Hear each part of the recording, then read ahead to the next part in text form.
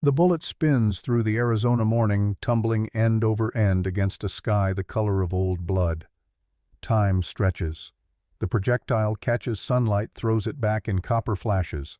Behind it, smoke curls from the barrel of a Colt Navy revolver, the kind a man carries when he's already decided what dying feels like.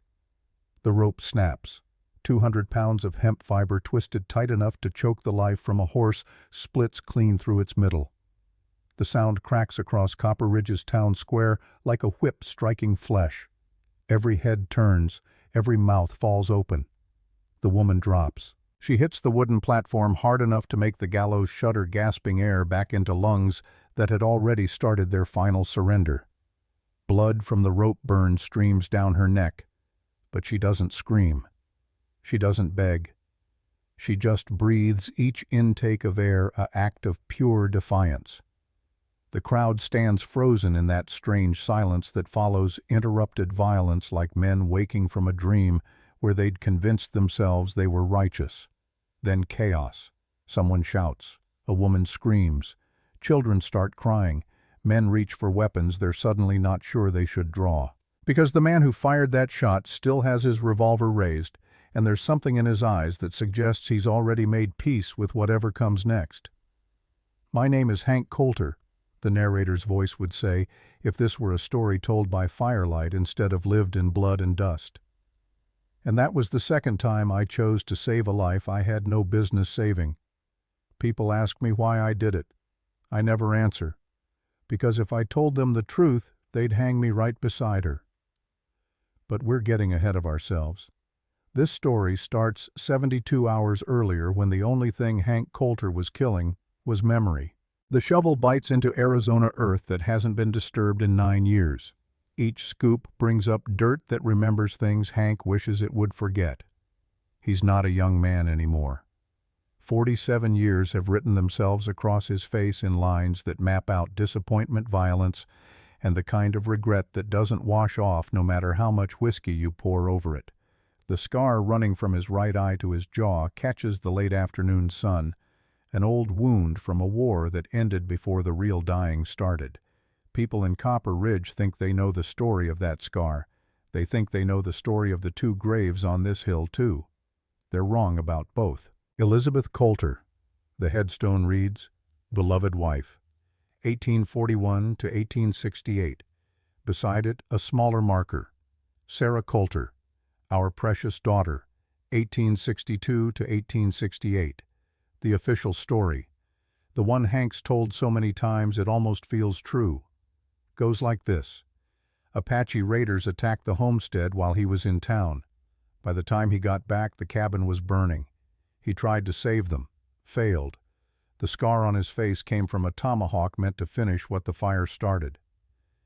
It's a good story, clean, the kind that makes sense to people who need the world divided into clear sides. It's also a lie. Hank's shovel hits wood. The sound makes his hands shake, but not from exertion. He's here for something he buried 9 years ago, something he swore he'd never dig up again.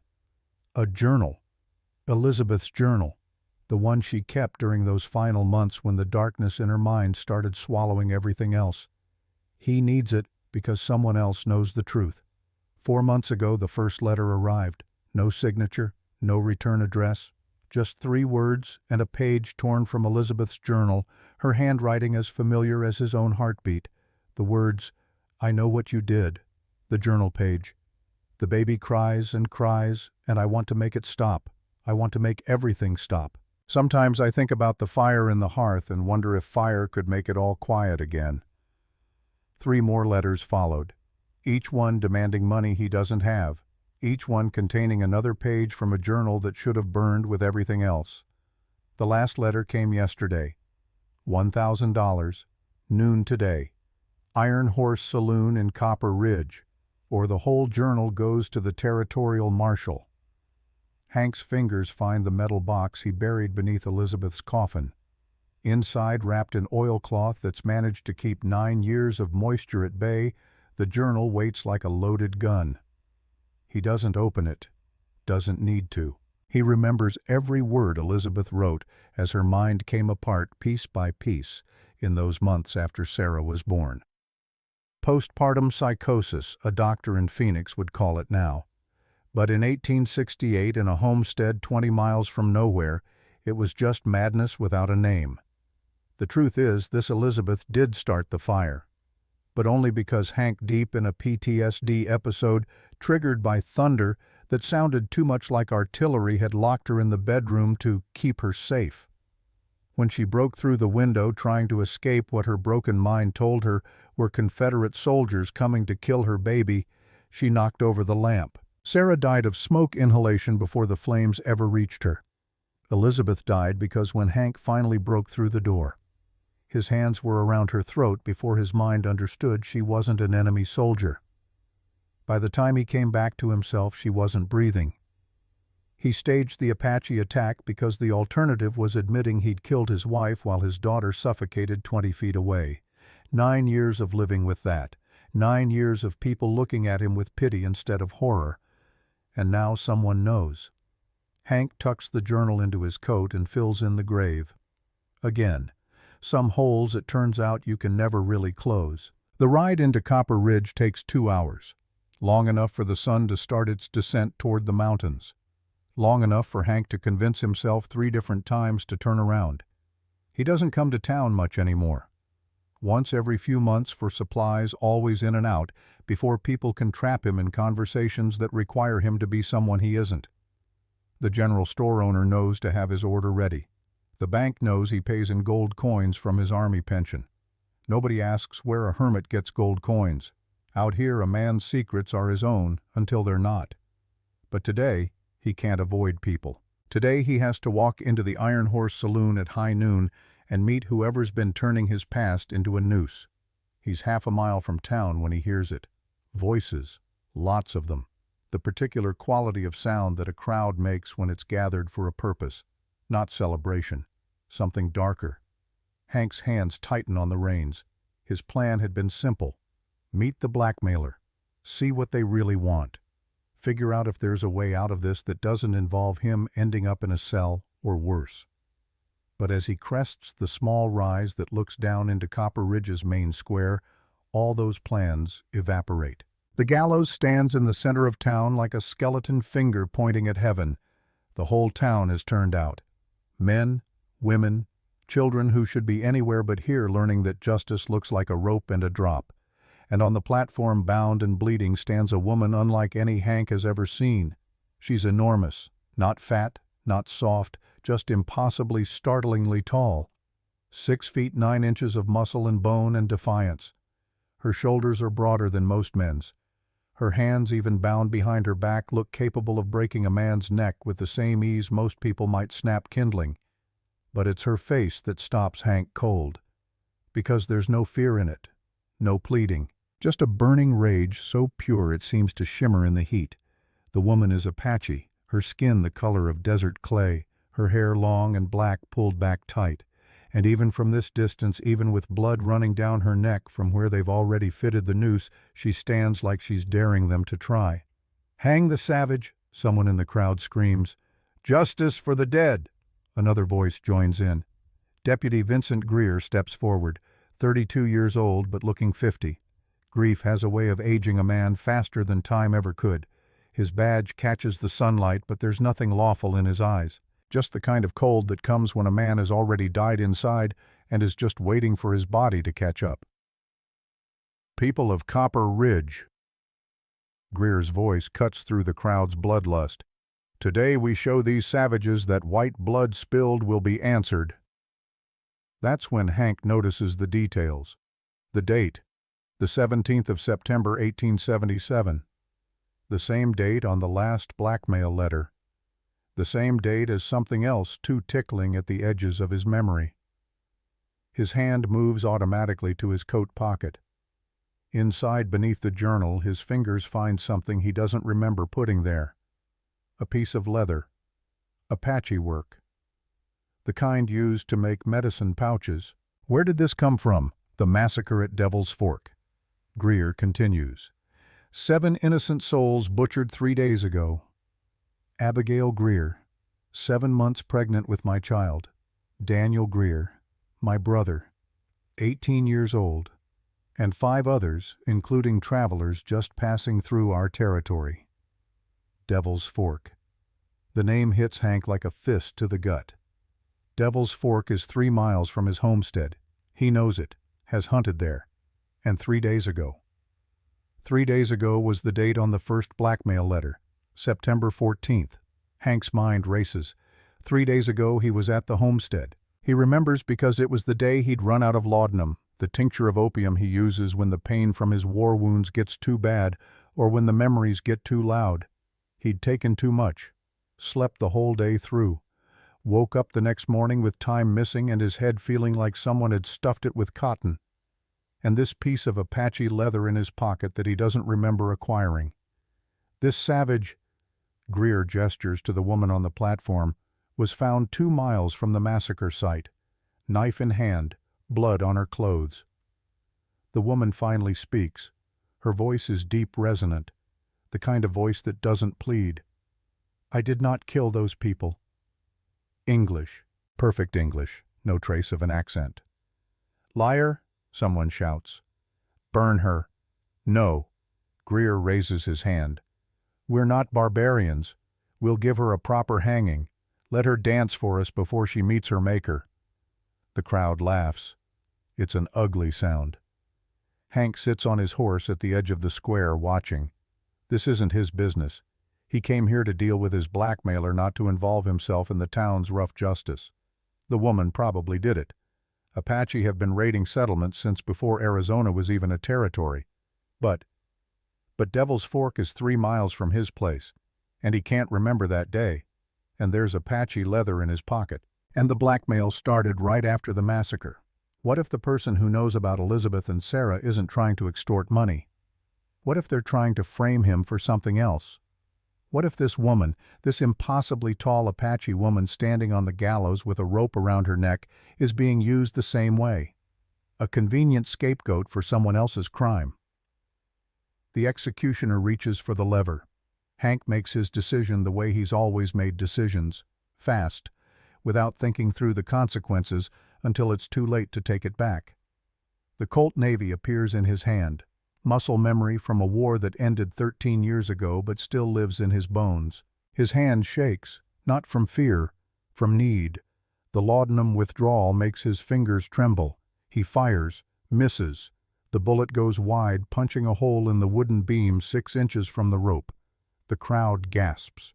Heads turn. People see him now, really see him, this scarecrow of a man on a horse at the edge of their righteous fury. Deputy Greer's hand drops to his pistol. Hank fires again. This time his aim is true. The rope splits. The woman drops. Hits the platform. Gasps. Lives. Coulter! Greer's voice is full of rage and something else. Recognition. What the hell do you think you're doing? Hank keeps his revolver trained on the deputy. Nobody hangs today. That monster murdered 7 people, including my wife and unborn child. Then she'll answer for it in a proper court, not like this.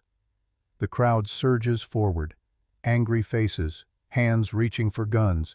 Hank fires once into the air. The thunder of the Colt freezes them, but only for a heartbeat. In that pause, Hank dismounts, moves toward the platform. Every step feels like walking through water. His whole body is screaming at him that this is suicide. But his hands are already cutting the woman's bonds. She unfolds like a storm-given human shape. Even with a bullet wound in her leg, even with blood streaming down her neck, she moves with a grace that suggests she's more than capable of killing him if she chooses to. Can you ride? He asks. She nods. Then get on my horse. This is treason, Coulter. Greer's hand is bleeding where he tried to quick-draw his revolver and fumbled it. You're dead, both of you. Hank helps the woman onto his horse. She weighs more than he expected. Solid muscle. The horse shifts under her weight but holds. I've been dead before, Hank says, climbing up behind her. Didn't take. He snaps the reins. The horse bolts. Behind them, the town erupts into chaos. Shouts. Gunfire. But Hank knows these streets better than anyone. Knows the alleys. Knows which fences a horse can jump and which will break a leg. They're clear of town in minutes, riding hard toward the open desert. Hank doesn't look back. Looking back is for people who still believe they might have a future worth seeing. They ride in silence for an hour. Hank takes them off the main trail twice, cutting through creek beds that will wash away their tracks. Old Union Scout tricks from when he used to hunt Confederate Rangers through terrain just like this. The woman hasn't said a word, just sits in front of him, her massive frame making him feel like a child behind her. He can feel the heat of her blood seeping through his shirt where her neck wound is still bleeding. Can feel the tension in her muscles. She's ready to fight, probably trying to decide if he's rescuing her or capturing her for himself. Smart woman. Hank's homestead appears as the sun starts to paint the sky orange. It's not much. A 2-room cabin that leans slightly south. A barn that's seen better decades. A corral with 3 horses who whinny recognition when they smell their owner. He helps the woman down. Up close, the difference in their size is almost comical. Hank's 5'9", respectable height for a man, but next to her he feels diminished. She could break him in half without effort. "Inside," he says, gesturing to the cabin with his revolver. "We need to talk." She walks ahead of him. Even injured, she doesn't limp, just compensates, shifting her weight in a way that speaks of a lifetime of learning to live with pain. The cabin's interior is sparse. A table, 2 chairs, a hearth with last night's ashes still cold. Everything covered in the particular kind of dust that accumulates when a man stops caring about whether his space is clean or just functional. Hank gestures to a chair. The woman sits. The chair groans under her weight but holds. He takes the other chair. Between them, the table serves as a boundary, neutral territory. "I'm going to ask you one question," Hank says, "and depending on your answer, either I treat your wounds or I put a bullet in your head. Understood?" The woman nods. "Did you kill those people at Devil's Fork?" She meets his eyes, doesn't flinch, doesn't look away. "No." Hank studies her face. He's interrogated enough men during the war to know when someone's lying. Fear shows itself in small ways. A flutter at the corner of the eye, a quickening of breath, the unconscious licking of lips. This woman shows none of that. "Who did?" he asks. "I do not know. I was hunting deer 10 miles north. I made camp, drank coffee. I remember the taste was wrong, bitter. Then nothing until I woke near the body's knife in hand, blood on my clothes." "Someone drugged you?" "Yes." "Why?" For the first time something crosses her face. Not fear. Shame. "Because I have killed before. It would be easy to believe I killed again." Hank fetches water and bandages. Whiskey too, though he knows he should save it. The woman, to her credit, doesn't flinch when he pours the alcohol over her wounds, just grits her teeth and breathes through the pain. "Tell me about the other times," Hank says, threading a needle. 4 years ago, 4 white men attacked our camp. They said they were hunters, but they carried cavalry rifles and knew how to move like soldiers. They killed 2 of our women before the warriors could respond. And you killed them. All 4, with my hands." She holds up those hands now. They're twice the size of Hank's, scarred, strong enough to crush bone. "I did not just kill them," she continues, her voice dropping. "I broke them, like kindling. I felt their ribs crack beneath my fingers, felt their skulls give way. And I enjoyed it. For the first time in my life I felt powerful instead of monstrous." Hank's needle pauses. "Monstrous. Look at me. I am not normal. I have never been normal." She's right, of course. But it's the way she says it that stops him. Not with anger, with exhaustion. The kind that comes from a lifetime of being different in a world that only has room for one kind of person. "How tall are you?" he asks. 6 feet 9 inches. I have been this tall since I was 25. Before that I grew every year. My mother died birthing me. My father, Sergeant Isaiah Drummer, tried to raise me, but he was court-martialed and executed when I was 3. Court-martialed for what? For lying with an Apache woman, for creating me. Hank finishes stitching her neck wound. "The chief who adopted you. Nalnish. He calls himself Silent Thunder. He took me in because he is a better man than most. But the tribe never accepted me. They said I was cursed, that a Wendigo spirit had taken residence in my body, making me grow wrong. Do you believe that? She's quiet for a long moment. I believe I am tired of being feared for something I cannot control. Hank understands that more than she knows. He moves to her leg wound. The bullet passed clean through. Lucky. Any bone hit and she'd have died within a week from infection. I remember a smell, she says suddenly. Before I lost consciousness. Tobacco. But not American tobacco. European. Eastern European, maybe. Hank's hands still. You sure? I was raised by soldiers. I know tobacco. Eastern European tobacco. In the Arizona territory. That narrows things down considerably. Not many Russians or Poles out here, and the ones who are have specific reasons for being so far from home. Hank finishes the bandage and sits back. Outside, night has fully fallen. Inside, the lamp throws shadows that make both their faces look haunted. Why did you save me? The woman asks. It's a fair question, one Hank's been asking himself. The massacre happened 3 days ago, he says slowly. That's the same day I received the last in a series of threatening letters. Someone's been blackmailing me, and I found this in my pocket. He shows her the Apache leather. Recognition flashes in her eyes. That is from a medicine pouch. Chiricahua Apache work. Is it yours? No. Mine was taken when they captured me. She leans forward. The lamplight catches the tattoos on her forearms. Geometric patterns that Hank doesn't recognize.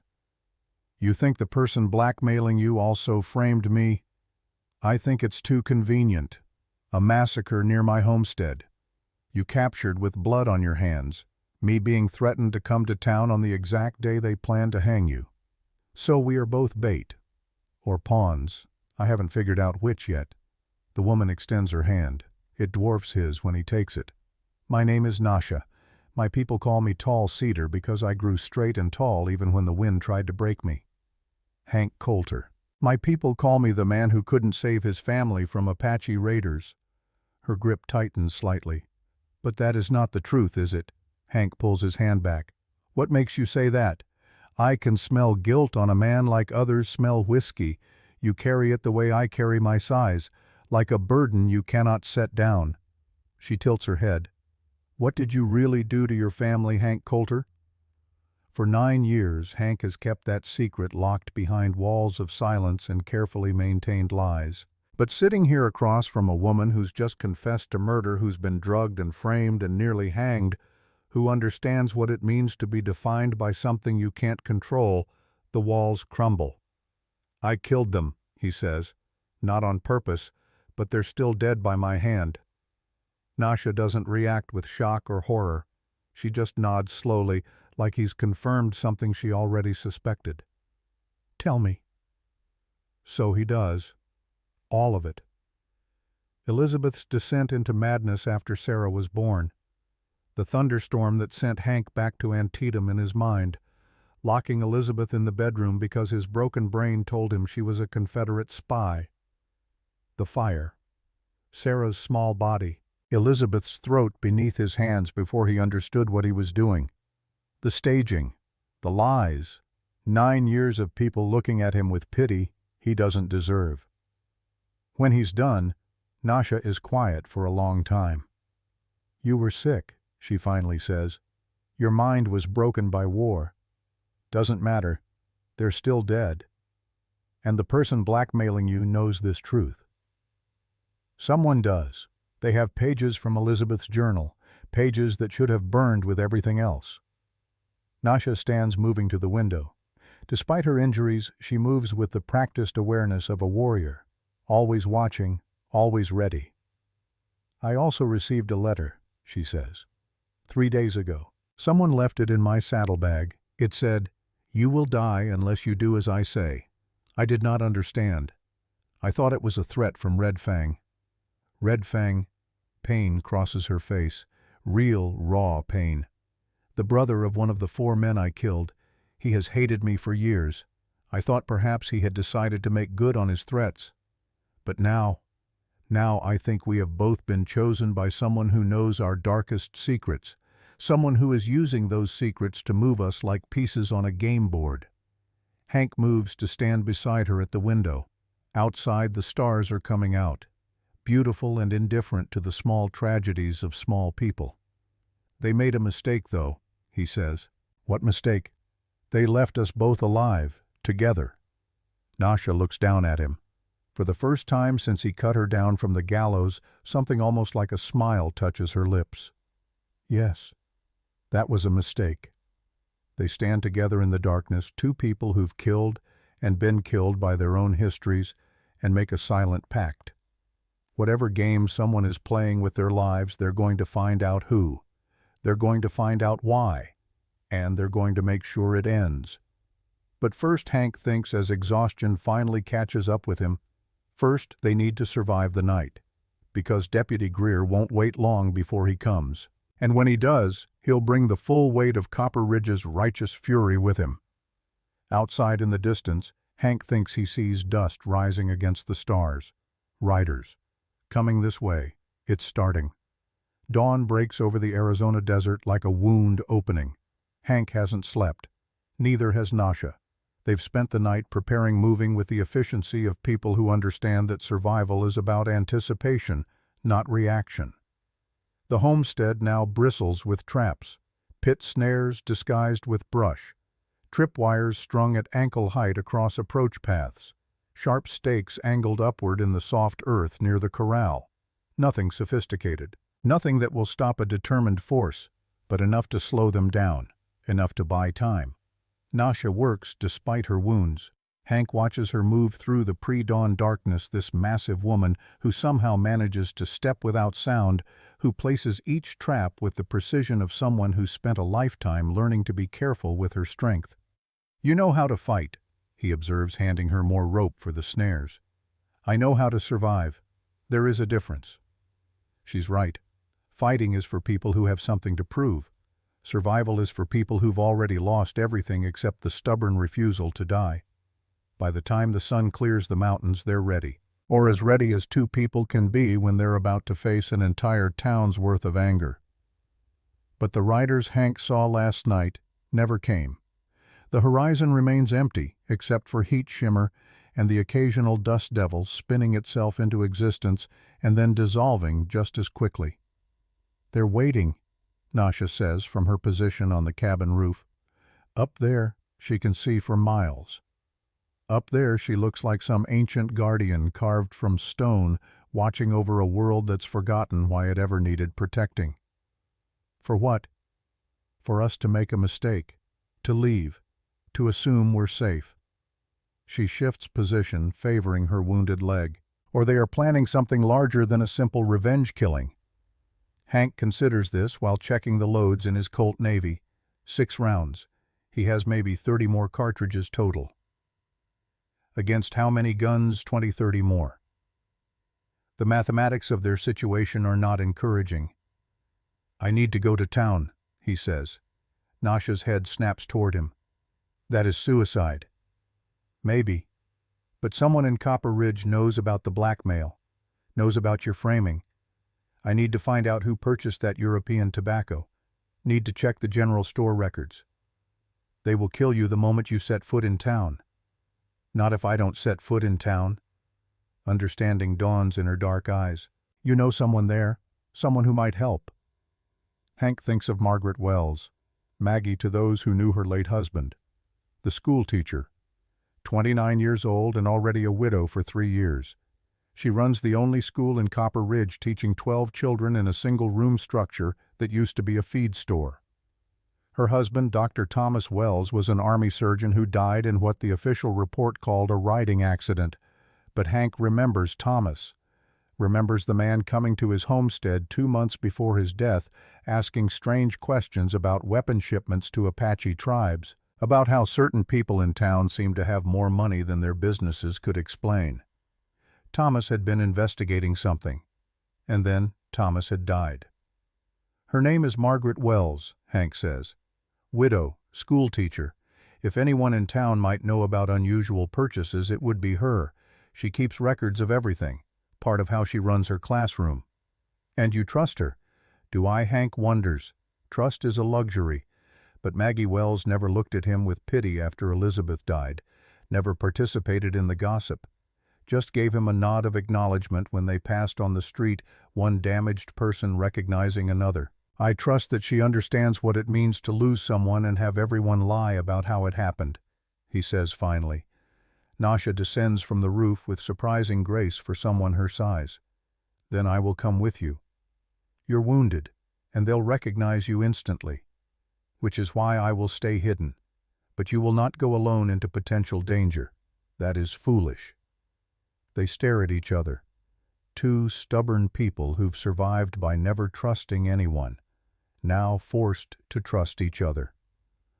Fine, Hank says, but you do exactly what I say. No heroics. Nasha's lips twitch. I could say the same to you, small man.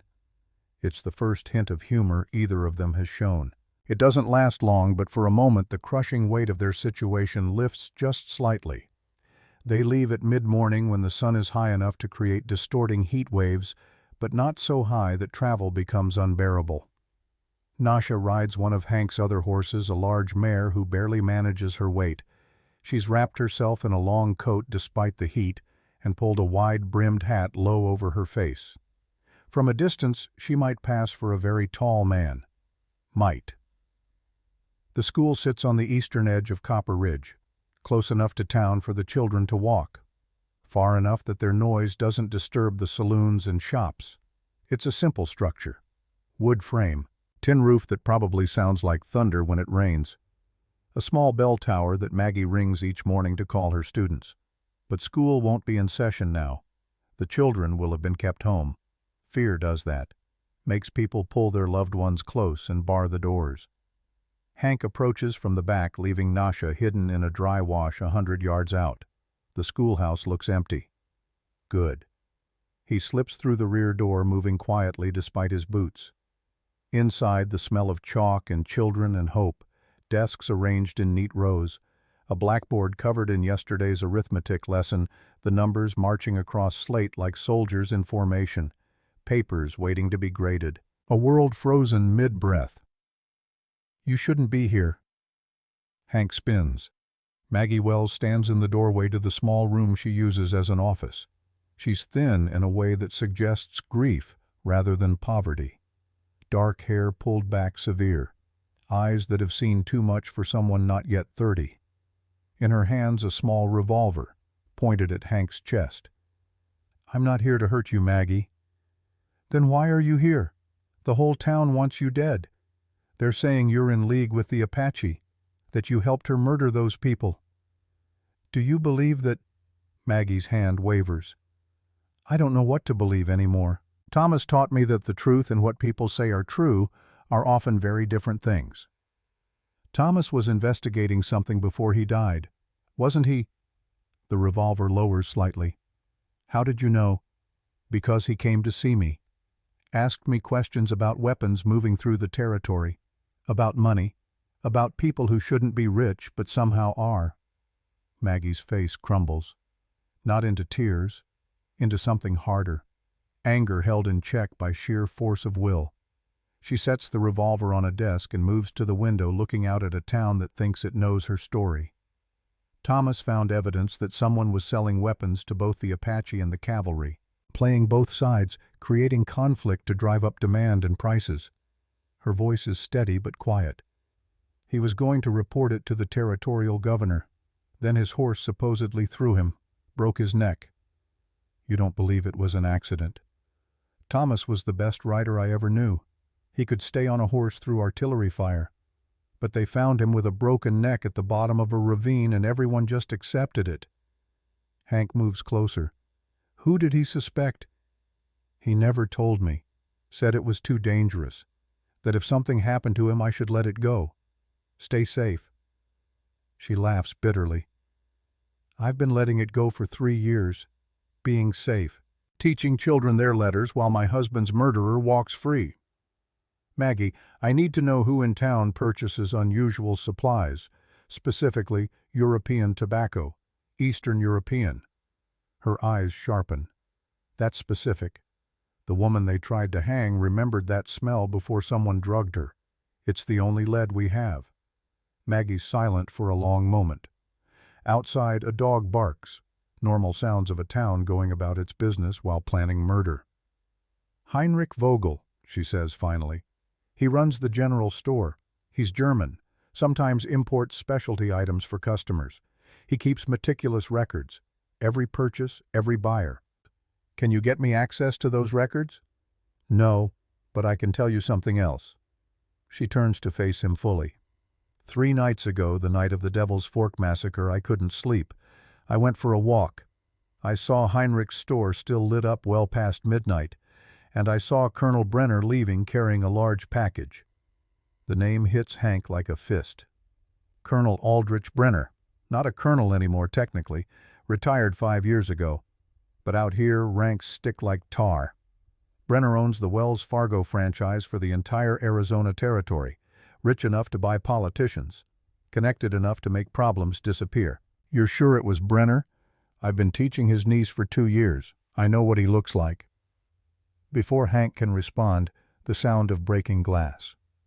A rock crashes through the schoolhouse window, scattering shards across the floor.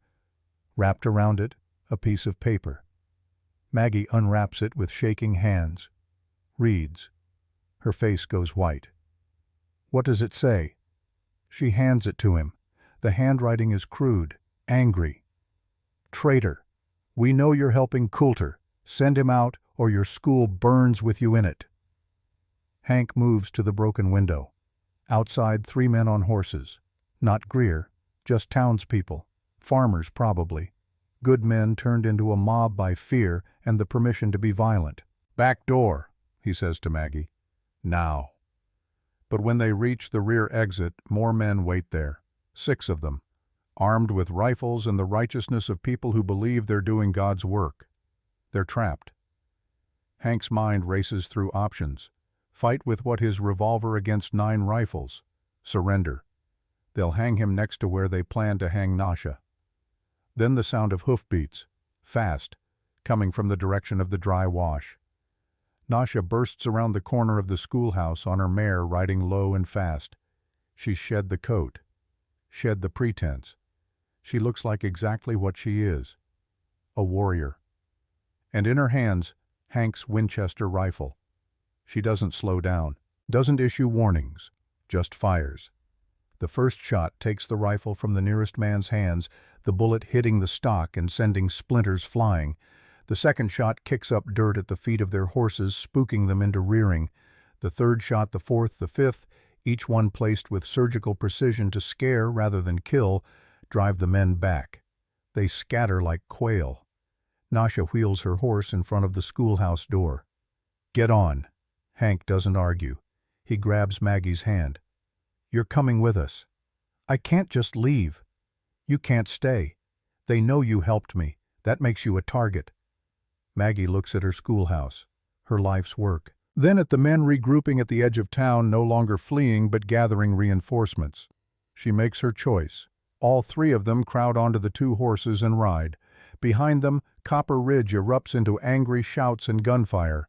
But Nasha knows the terrain. She leads them through gullies and over rises, using the landscape itself as cover. They're a mile out when they finally slow. Hank checks behind them. No pursuit yet. But it will come. Towns don't forgive this kind of defiance. Thank you, he says to Nasha. She doesn't look at him. You said no heroics. I said the same to you. We are both liars. Maggie stares at Nasha like she's seeing a myth made flesh. You're real. I thought perhaps the stories were exaggerated. I am very real, and very tired of being hunted for crimes I did not commit. Nasha meets her gaze. Your husband. He was killed for knowing too much. Yes. Then we have this in common. Someone is killing truth. We must discover who before they kill us for carrying pieces of it. Back at the homestead, Maggie tells them everything she knows. It's not much, but it's more than they had. Thomas had discovered a pattern. Weapons going missing from Army shipments. Those same weapons showing up in Apache raids. Then the Army requesting more weapons to fight the Apache. The cycle feeding itself. But it wasn't just about profit. Maggie explains, sitting at Hank's table with a cup of coffee she's barely touched. Thomas thought someone was deliberately trying to start a war, not a small conflict, a full-scale war that would bring in federal troops, drive the Apache from their lands, open up new territories for settlement and railroad expansion. Brenner owns freight contracts, Hank says. War means moving troops, moving supplies. It's a fortune waiting to be made. But why frame me? Nasha asks. Why kill those people at Devil's Fork? To prove the Apache are savages who must be exterminated, Maggie says softly. To give people like Greer a personal stake in the conflict, and to eliminate anyone who might be close enough to the truth to expose it. She looks at Hank. Your blackmail. When did it start? 4 months ago. And you, Nasha. When did tensions with your tribe start increasing? 6 months ago. Small raids on outlying farms, attacks that seemed designed to provoke rather than to steal or make war. The pieces are clicking together, a pattern emerging from chaos. Someone has been orchestrating this for months, building towards something larger than any of them understood. There's something else, Maggie says. Last week Heinrich Vogel came to the school, asked if I'd seen anyone unusual around town. He looked frightened, said he'd sold something he shouldn't have, wouldn't tell me what. Just said if anything happened to him I should look in his ledger under the name Christoph. Christoph, Hank repeats. That's Russian. Before they can discuss further the sound they've been dreading. Riders, lots of them, coming fast from the direction of town. Hank moves to the window. His stomach drops. It's not just a posse. It's Deputy Greer leading what looks like 20 armed men, maybe more. They're not waiting anymore, he says. Nasha checks the Winchester. How many rounds? Not enough. They have perhaps 5 minutes before the riders arrive. 5 minutes to decide whether to run or fight. 5 minutes to figure out how 2 people with a handful of bullets and a lot of anger are supposed to stop 20 men with nothing to lose. Then Maggie speaks up. I know where Heinrich keeps his ledger. In his store. If I can get to it we might have proof. Proof of who Christoph is. Proof of the weapons smuggling. You can't go back there, Hank says. I can. They're not hunting me. Not yet. And if we're all going to die anyway, shouldn't we die trying to expose the truth? She's right. Hank hates that she's right. Go, Nasha says. We will buy you time. Maggie looks at this massive Apache woman who's already saved her life once today. Why are you helping me? Helping him? We're not your people. Nasha's expression is unreadable. No, you are not. But we are all people being used by someone who thinks we are less than human. That makes us the same where it matters. Maggie nods. Then she does something unexpected. She steps forward and hugs Nasha, her arms barely reaching around the larger woman's frame. Thank you. When she pulls back, there are tears in her eyes. But her jaw is set. She's made her peace with what comes next. She takes Hank's smallest horse and rides toward town, taking a wide path that will keep her out of sight of Greer's approaching force. Hank and Nasha watch her go. Then they turn to face the dust cloud of their approaching doom. Any chance they'll just want to talk? Hank asks. Nasha checks the rifle one more time. What do you think? I think talking time is over. They take their positions. Hank inside the cabin with his Colt and the few extra cartridges he has. Nasha on the roof with the Winchester and a clear field of fire. It's not a good defensive position. The cabin's walls are thin wood, won't stop bullets. The roof offers no real cover, but it's what they have.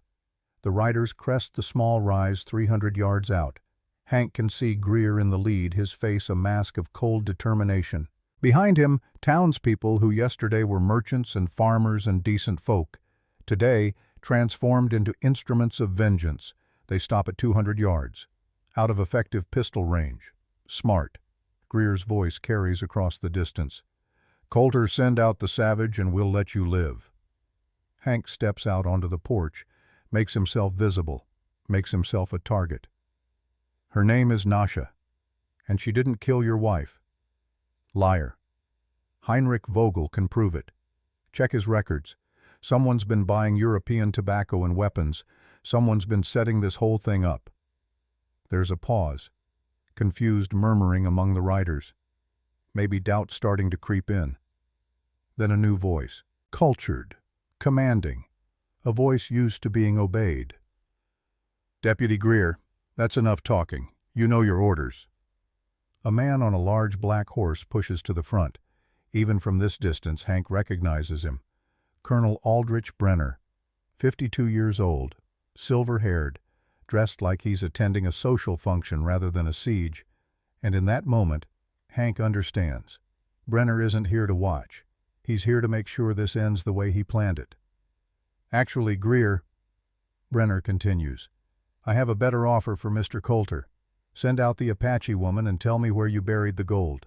Do that and I'll let both you and the school teacher live." Gold. What gold?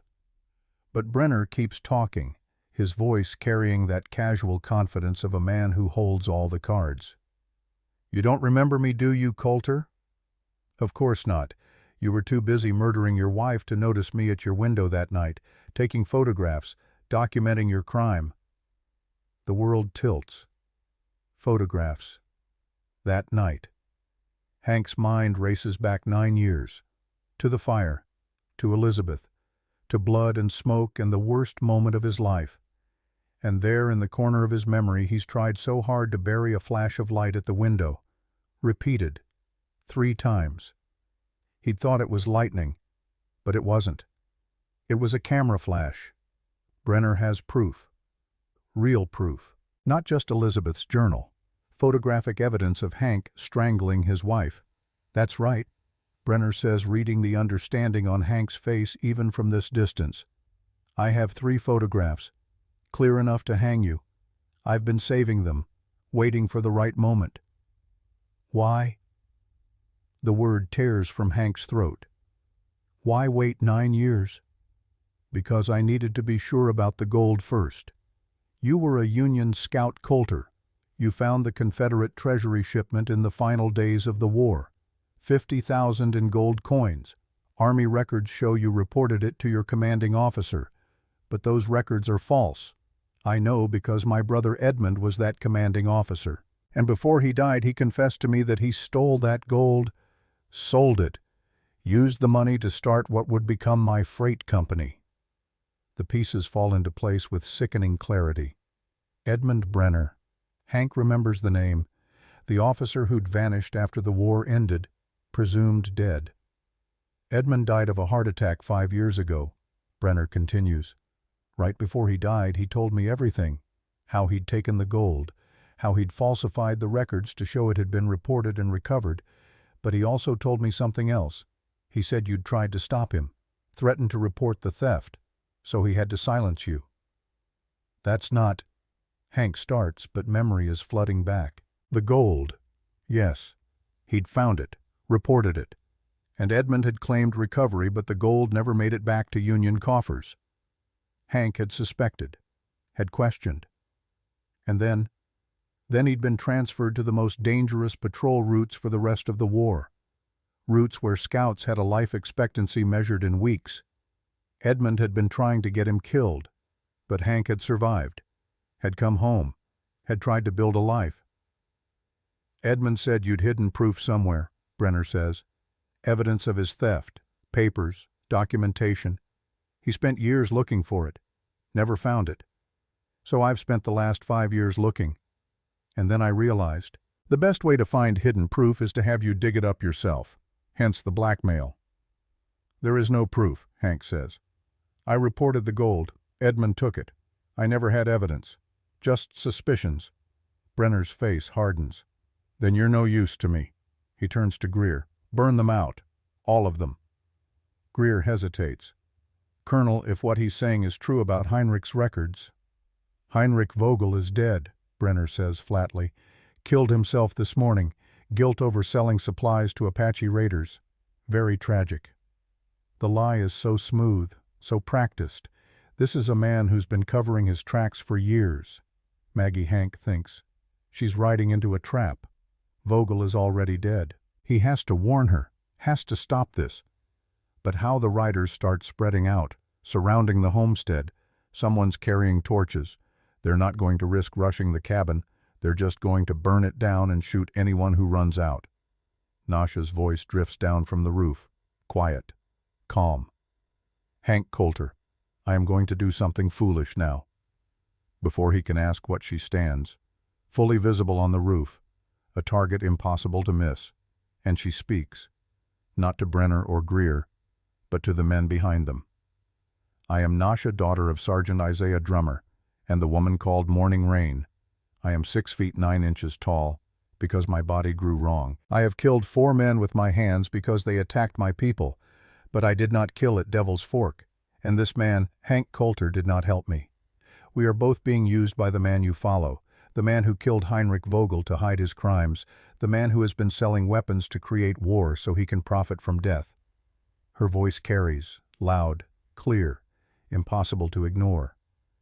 If you kill us, you become part of his crime. If you burn this house, you burn the truth with it. Is that who you are? Is that who you want to be? Silence. The kind that happens when people are forced to confront what they're really doing. Then Brenner pulls his own revolver and shoots Nasha. The bullet catches her in the shoulder. She staggers but doesn't fall, just looks down at the blood spreading across her shirt with something like resignation. Still standing, she says. Still alive. Still telling truth. Brenner fires again. Misses. His hand is shaking now. Not with fear, with rage. Kill them, he screams at Greer. That's an order. But Greer doesn't move. He's staring at Brenner like he's seeing him for the first time. You killed Heinrich, Greer says slowly.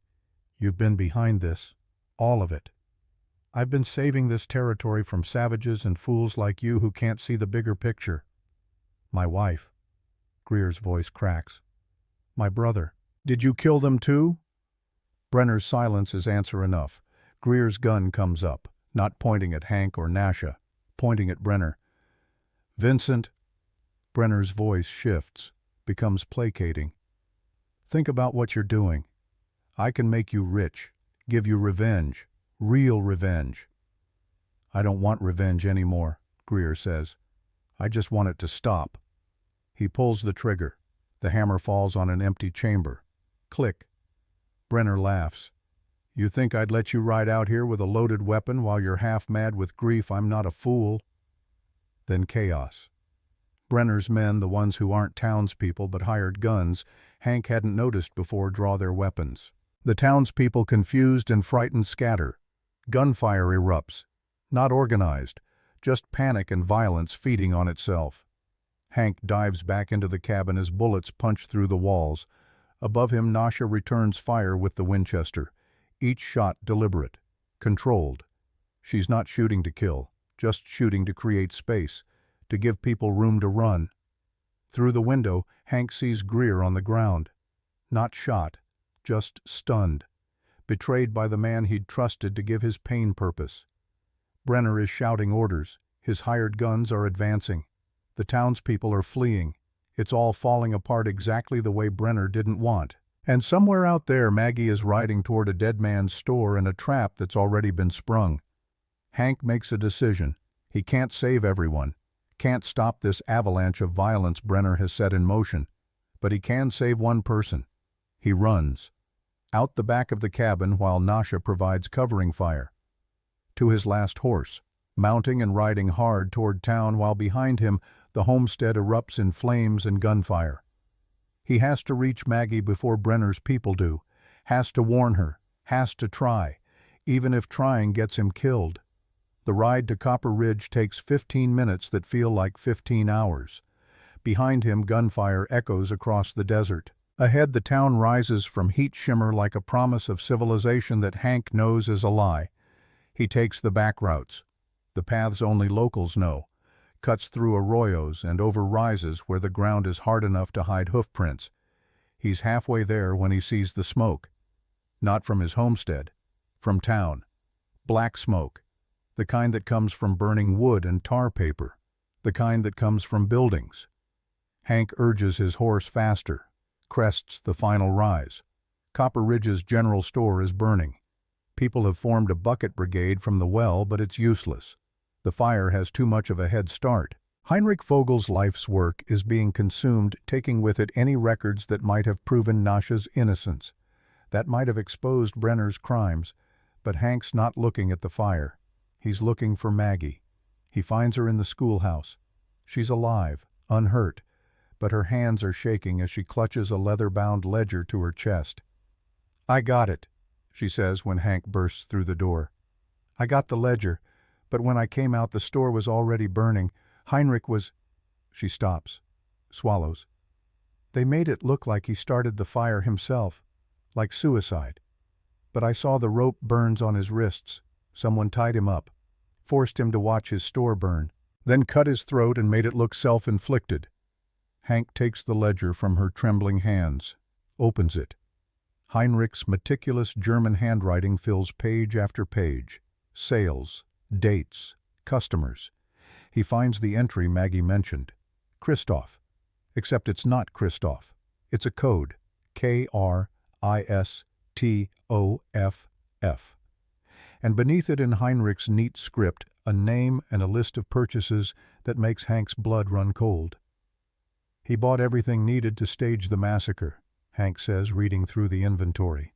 "Laudanum, enough to drug someone. Apache leather goods to leave as false evidence. European tobacco, and weapons, lots of weapons." "Who is it?" Maggie asks. "Who is Christoph?" But Hank already knows. The code isn't a name. It's an acronym, a military acronym. KRISTOFF. Kill, raid, incite, secure, territory, organize. Federal forces. It's a plan, a systematic plan to create conflict-secure territory and bring in federal troops to pacify the region. And at the bottom of the page, a notation in Heinrich's hand. Payment authorized by A.B. Aldrich Brenner. "We have to go," Hank says. "Now. Brenner will know you got this ledger." "How?" "Because someone's been watching. Someone's always been watching." As if summoned by his words, the schoolhouse window shatters. Not a rock this time, a bullet. It passes between them and buries itself in the far wall. Outside, 3 of Brenner's hired guns, not townspeople. Professional killers who've just been given a target. As if summoned by his words, the schoolhouse window shatters. Not a rock this time, a bullet. It passes between them and buries itself in the far wall. Outside, 3 of Brenner's hired guns, not townspeople. Professional killers who've just been given a target. Hank pulls Maggie down behind a desk as more bullets punch through the thin walls. His Colt is in his hand, but he's got maybe 4 rounds left. 4 rounds against 3 professional gunmen. The mathematics don't work. "The back door," Maggie whispers. They crawl, staying low, glass crunching under their hands and knees. Behind them, the front door crashes open. Boots on wooden floors. They make it to the back exit. Hank eases the door open. Checks. Clear. They slip out. Start running toward where Hank left his horse tied behind the burned remains of the general store. They almost make it. The shot comes from above. From someone on a roof. The bullet catches Maggie in the leg.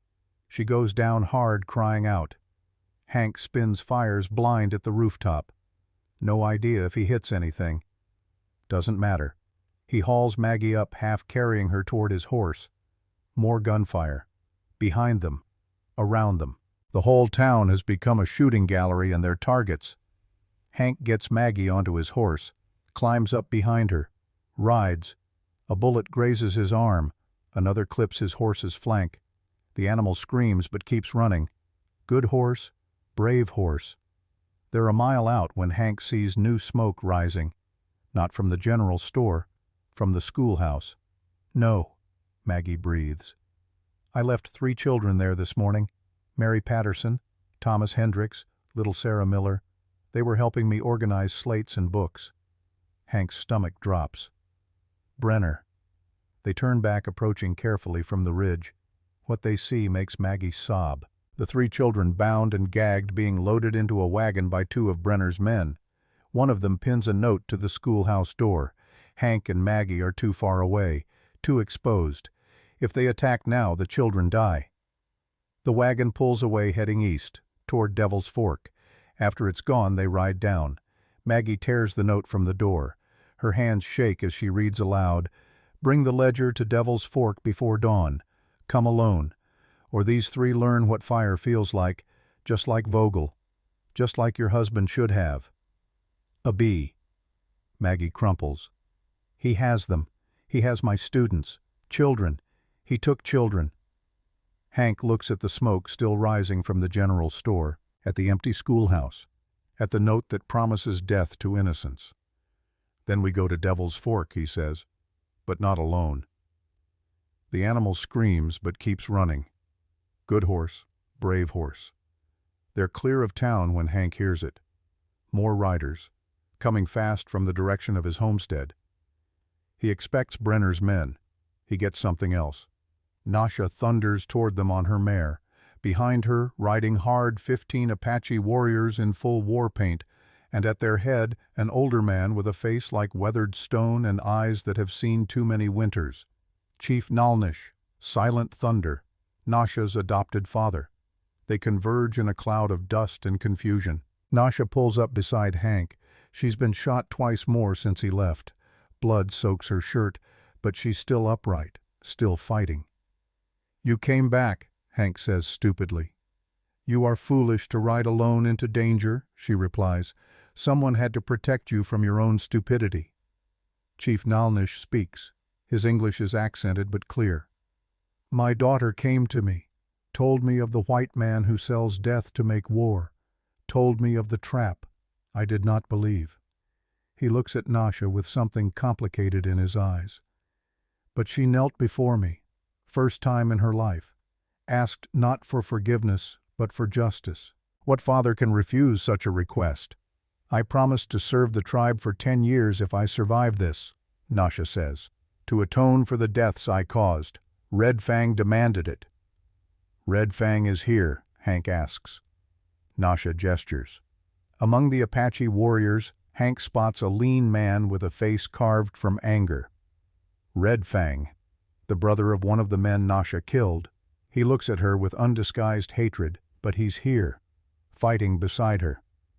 "The enemy of my enemy," Red Fang says in English, "is someone I will not kill until after the real enemy is dead."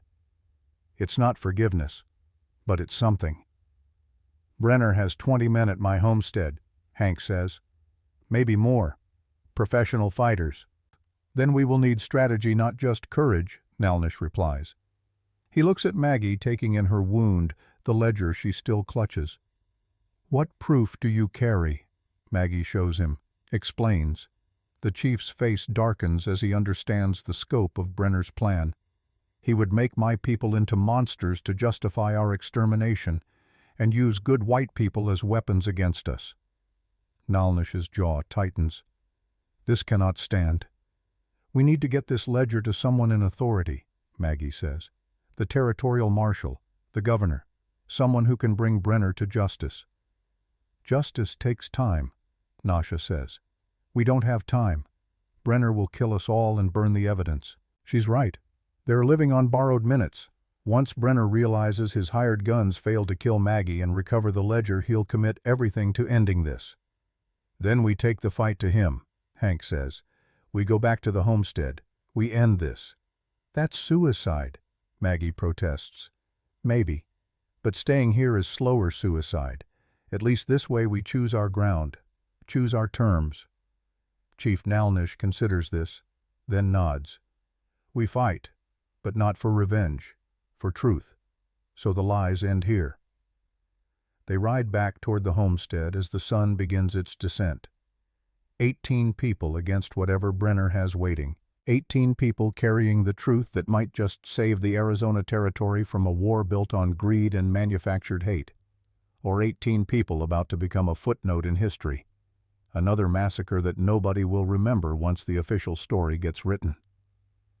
As they crest the final rise, Hank sees his homestead. Still standing, though smoke rises from where fire damaged the barn. Brenner's men have dug in, created defensive positions. They're ready for a siege, but they're not ready for what's coming, because they think they're facing desperate fugitives. They don't know they're facing something more dangerous than desperation. They're facing people who've decided that dying for truth is better than living with lies. Nalnish raises his hand. The Apache warriors spread out. Silent. Professional. These aren't raiders. These are soldiers who've been fighting for their survival since before Arizona was even a territory.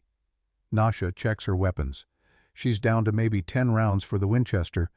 Her shoulder wound has reopened, but her hands are steady. Greer appears on the rise beside them. Alone. On foot. His uniform is torn, face bruised. He looks like a man who's been through hell and found it disappointing.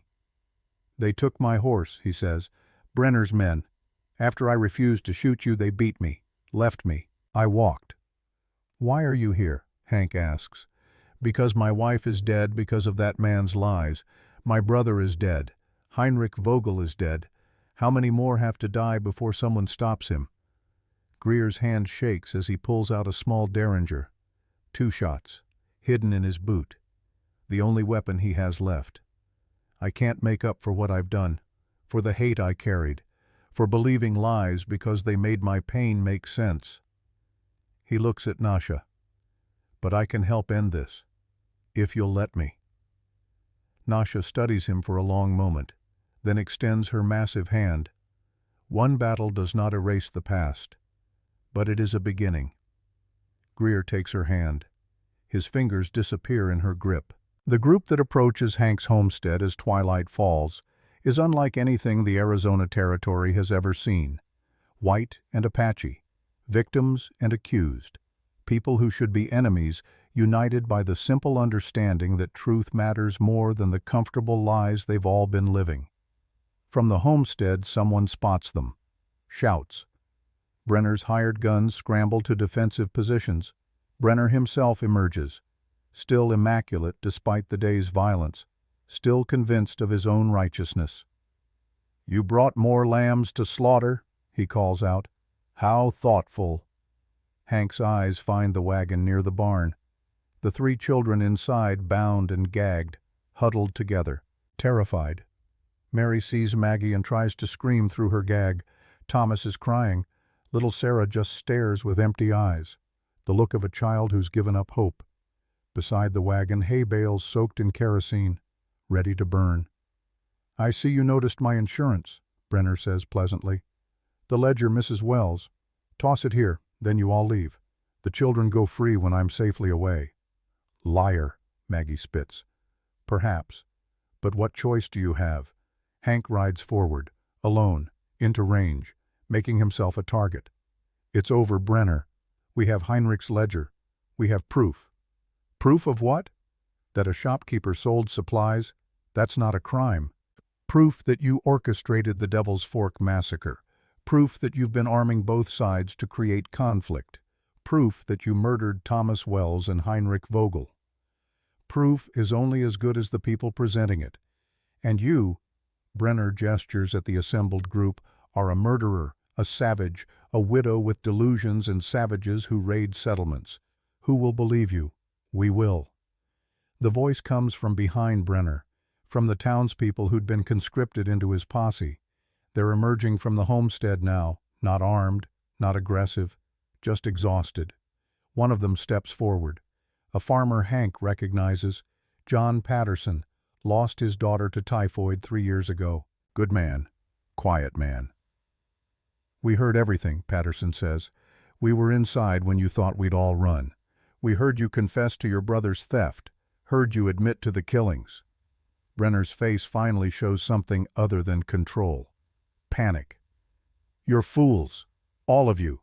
I'm trying to save this territory, make it safe for civilization.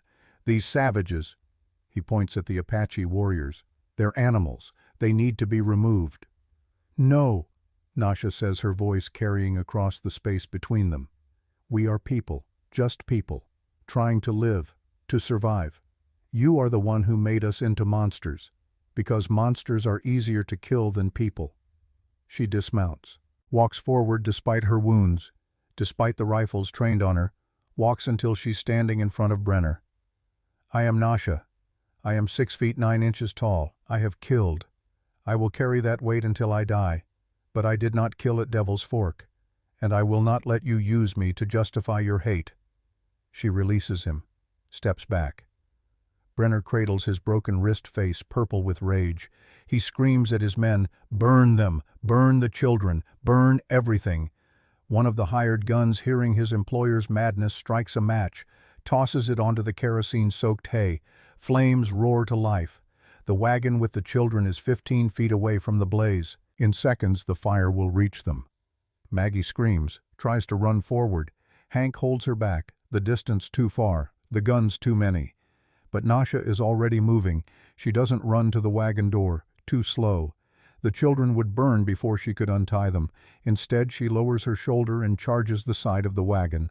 240 pounds of muscle and bone and desperate fury hits the wooden planks at full speed.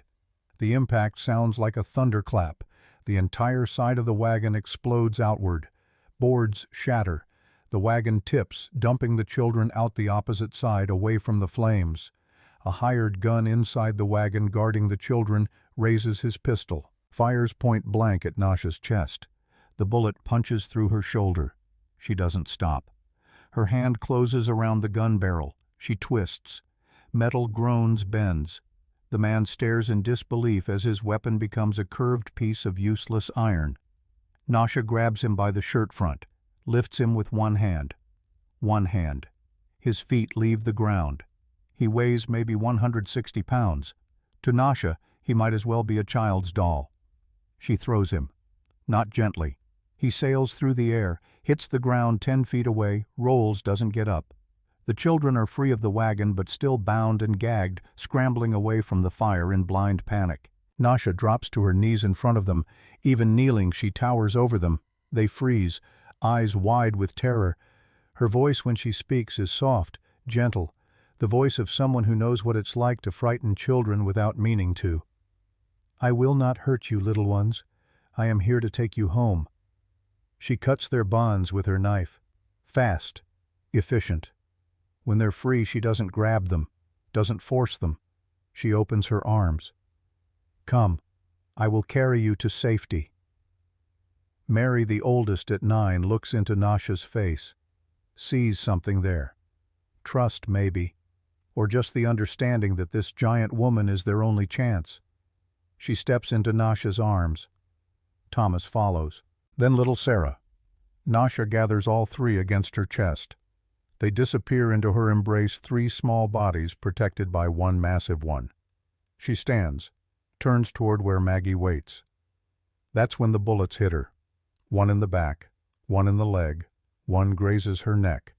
She staggers but doesn't fall, doesn't drop the children, just keeps walking. 1 foot in front of the other, blood soaking through her shirt. Another bullet. This one punches through her side. She grunts, keeps walking. 10 more steps. 5. 3. She reaches Maggie, kneels, sets the children down gently, carefully. "They are safe," Nasha says. Blood drips from her mouth. "Now I can fight." She stands, turns back toward Brenner's men. This time there's no gentleness in her face, only cold fury. Red Fang, watching from the ridge, sees Nasha shot while protecting children, his children's children, the future of the people. He raises his rifle. His voice carries across the distance, shouting in Apache, "The other warriors hear. Understand." They open fire. Not at random. Precisely. At the men who shot Nasha while she carried innocents. The battle truly begins. Brenner cradles his broken wrist. And in his eyes finally Hank sees what they've been fighting all along. Not evil genius, not master manipulator, just a small man who thought money and manipulation could make him powerful. "Take him." Nalnish orders. 2 of his warriors move forward. Brenner tries to run, doesn't make it 3 steps before they have him secured. The hired guns, seeing their employer captured, make their own calculations. Most drop their weapons. Some run. A few, too stupid or too committed to the violence, try to fight. It's over in minutes. No grand battle. Just the sad deflation of lies when truth finally has room to breathe. As the sun sets fully, Hank finds himself sitting on the porch of his damaged homestead. Beside him, Nasha. Her wounds have been bandaged by Maggie, who, despite her own injury, insisted on helping. "What happens now?" Hank asks. "Now we testify. Show the ledger. Tell the truth." Nasha shifts position, wincing. "The marshal will come. There will be trials. Many trials. And you, the 10 years of service you promised. I keep my promises. I will work for the tribe. Try to earn back what I took when I killed without asking questions." She looks at him. "And you? What will you do with your truth?" Hank thinks about the photographs Brenner claimed to have, about 9 years of lies, about Elizabeth and Sarah. "I'll confess. Tell them what really happened. Face whatever comes." That is brave. That's necessary. I'm tired of being afraid of the past. They sit in silence as stars begin to appear. Around them, Apache and White work together to tend the wounded, to secure Brenner and his men for transport to proper authorities. Nyalnish approaches, in his hand a small leather pouch. "I have carried this for 31 years, he says to Nasha. "Your father, Sergeant Drummer, gave it to me before he died. Asked me to give it to his daughter when she was old enough to understand." He hands the pouch to Nasha. She opens it with trembling fingers. Inside a piece of bone carved with words, and a lock of hair. "Your mother's hair," Nalnish explains, "and the bone your father carved it during his trial, waiting to die. It says, 'She is beautiful. She is loved. She is enough.'" Nasha's fingers trace the words. For the first time since Hank met her, tears stream down her face. "Why now?" she asks. "Why give this to me now?" "Because now you are old enough to understand, not old enough in years, old enough in pain, in sacrifice, in knowing that love is real even when the world tries to convince you it is not." Nasha clutches the pouch to her chest. Nyalnish places his hand on her shoulder. It's a small gesture, but from this man, from this culture where physical affection is earned, not given, it means everything. Red Fang approaches from the shadows. His face is unreadable. "I saw you save the children," he says to Nasha. "Saw you risk death for people who hate you. I did what was right. That does not erase what I did to your brother." "No, but it begins to balance the scales." He pauses. 10 years of service. I will hold you to this. But I will no longer seek your death. There has been enough death built on lies." It's not forgiveness, but it's acknowledgement. It's a beginning. As the night deepens, Maggie finds Hank. Her leg is bandaged, her face pale with blood loss, but she's steady. "The marshal is riding from Phoenix, should be here tomorrow. I sent word with one of the townspeople who rode ahead." She sits beside him on the porch. "What will you tell them about your wife?" "Everything. The truth. All of it. Even knowing they might hang you. Especially knowing that. 9 years of running from the past. I'm done." Maggie takes his hand. "Thomas would have liked you. He believed that truth mattered more than comfort. That confession was braver than concealment. I'm not brave. I'm just tired. Those are often the same thing." They sit together, two people bonded by loss and the hard work of surviving what should have destroyed them. When dawn breaks over the Arizona desert, it reveals a scene that would baffle any outsider. Apache warriors sharing coffee with white townspeople. A giant woman who should be hanged instead, being treated as a hero. A man who killed his wife waiting patiently to confess his crime. But to those who lived through the night, it makes perfect sense. Sometimes the only way forward is through truth, no matter how ugly that truth might be. Sometimes the only way to stop being monsters is to remember how to be human again. And sometimes mercy is not weakness. It's just the weight we choose to carry for those who cannot carry themselves. The story is far from over. Trials await. Justice in whatever form it takes. The slow process of healing wounds that go deeper than flesh. But for now, in this moment, the lies have stopped. The truth has room to breathe. And that's enough. The territorial marshal arrives at noon the next day with 6 deputies and a look on his face that suggests he's already tired of whatever he's about to deal with. Marshal Eugene Crowley is 58 years old and has been keeping some semblance of law in Arizona since before it was even a territory. He's seen range wars and mining disputes and the particular kind of violence that happens when desperate people meet unforgiving land. But he's never seen anything like this. Apache warriors standing guard over white prisoners, a woman tall enough to look most men in the eye from horseback, a deputy who's confessed to attempted murder sitting peacefully beside the people he tried to hang. And in the center of it all, Colonel Aldrich Brenner, wrist splinted and face purple with rage, demanding his immediate release and threatening legal action against everyone present. Crowley takes it all in, dismounts slowly, adjusts his hat against the morning sun. "Someone want to tell me what in the name of God is happening here?" Everyone starts talking at once. Crowley raises his hand. Silence falls. "One at a time. And start from the beginning. I got time." It takes 3 hours to explain. Hank goes first, showing Crowley the blackmail letters and Elizabeth's journal, confessing in front of everyone to what really happened that night 9 years ago. His voice breaks twice, but he doesn't stop, doesn't hide behind excuses or justifications. Maggie presents Heinrich's ledger, goes through each entry methodically, shows the pattern of weapons purchases, the European tobacco, the supplies that could only have been used for staging the massacre. Nasha describes being drugged, waking with blood on her hands. The rushed trial. She doesn't minimize her past, admits to the 4 killings, explains the context but doesn't use it as excuse. Deputy Greer tells his part, the grief that made him blind, the manipulation, how Brenner had used his pain as a weapon.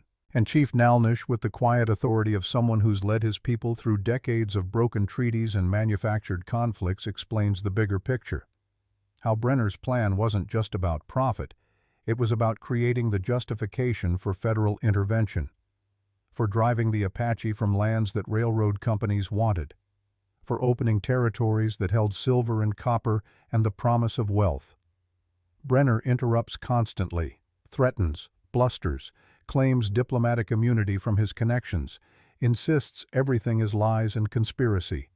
Crowley listens to it all, takes notes in a leather-bound book, asks clarifying questions.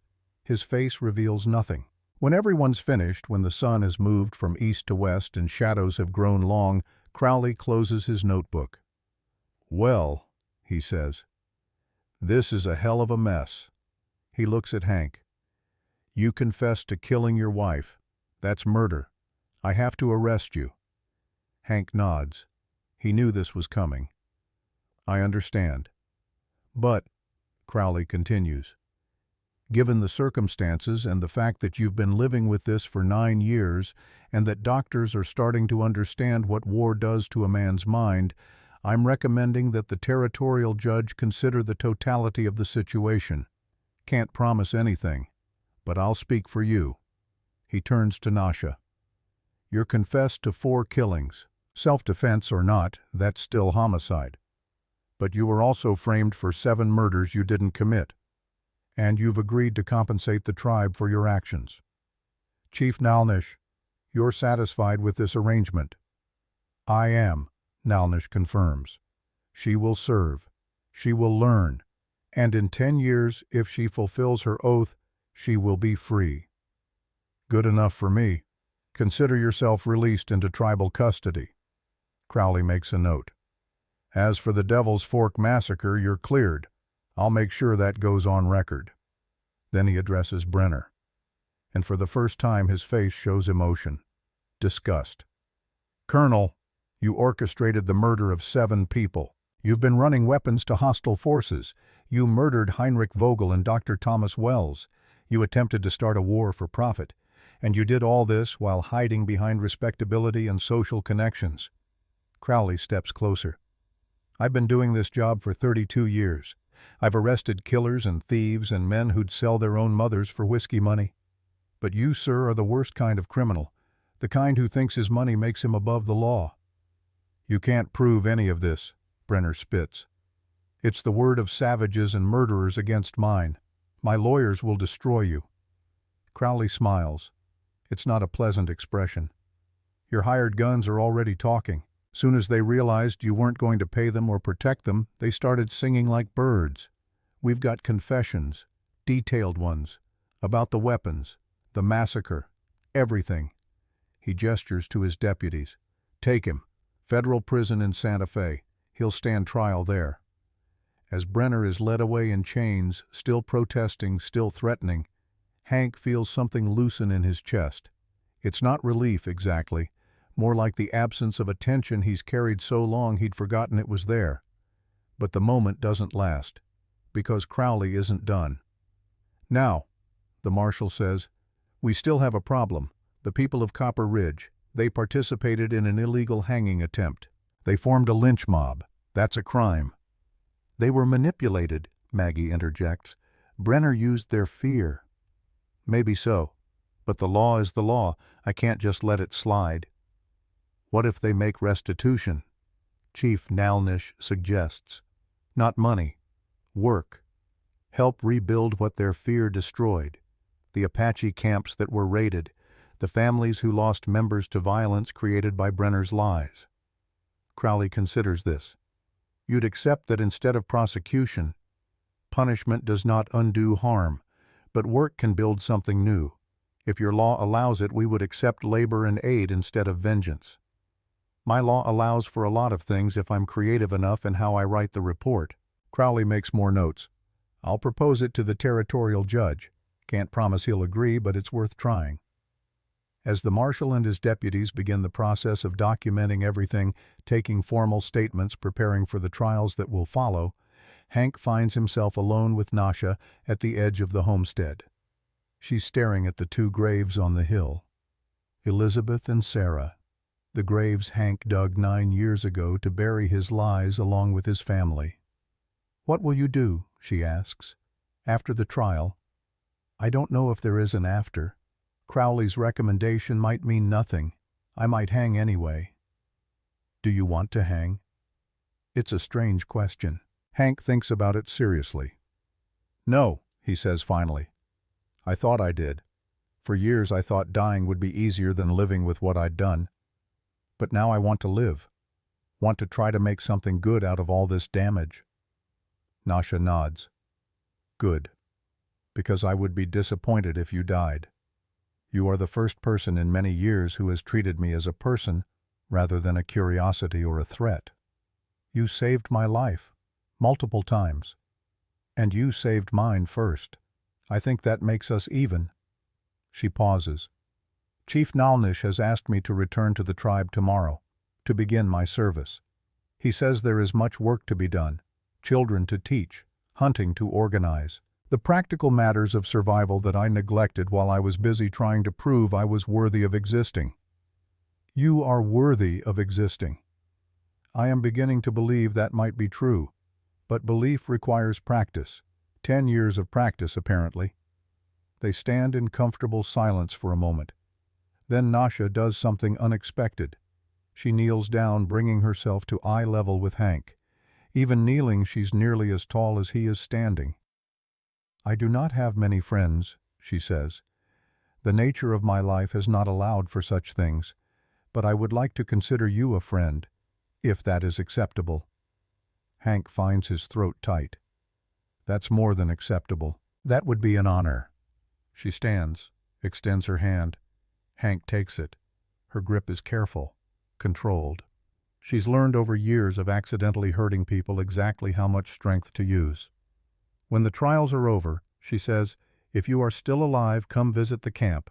I will teach you to track. You will teach me more about your war. We will share stories and pretend that we are normal people doing normal things. I'd like that. As Nasha walks away toward where Chief Nalnish is preparing his warriors for the journey back to their camp, Hank notices Red Fang watching. The warrior's face is unreadable, but he nods once to Hank. Acknowledgement. Not friendship, but the possibility of something other than enmity. Small steps.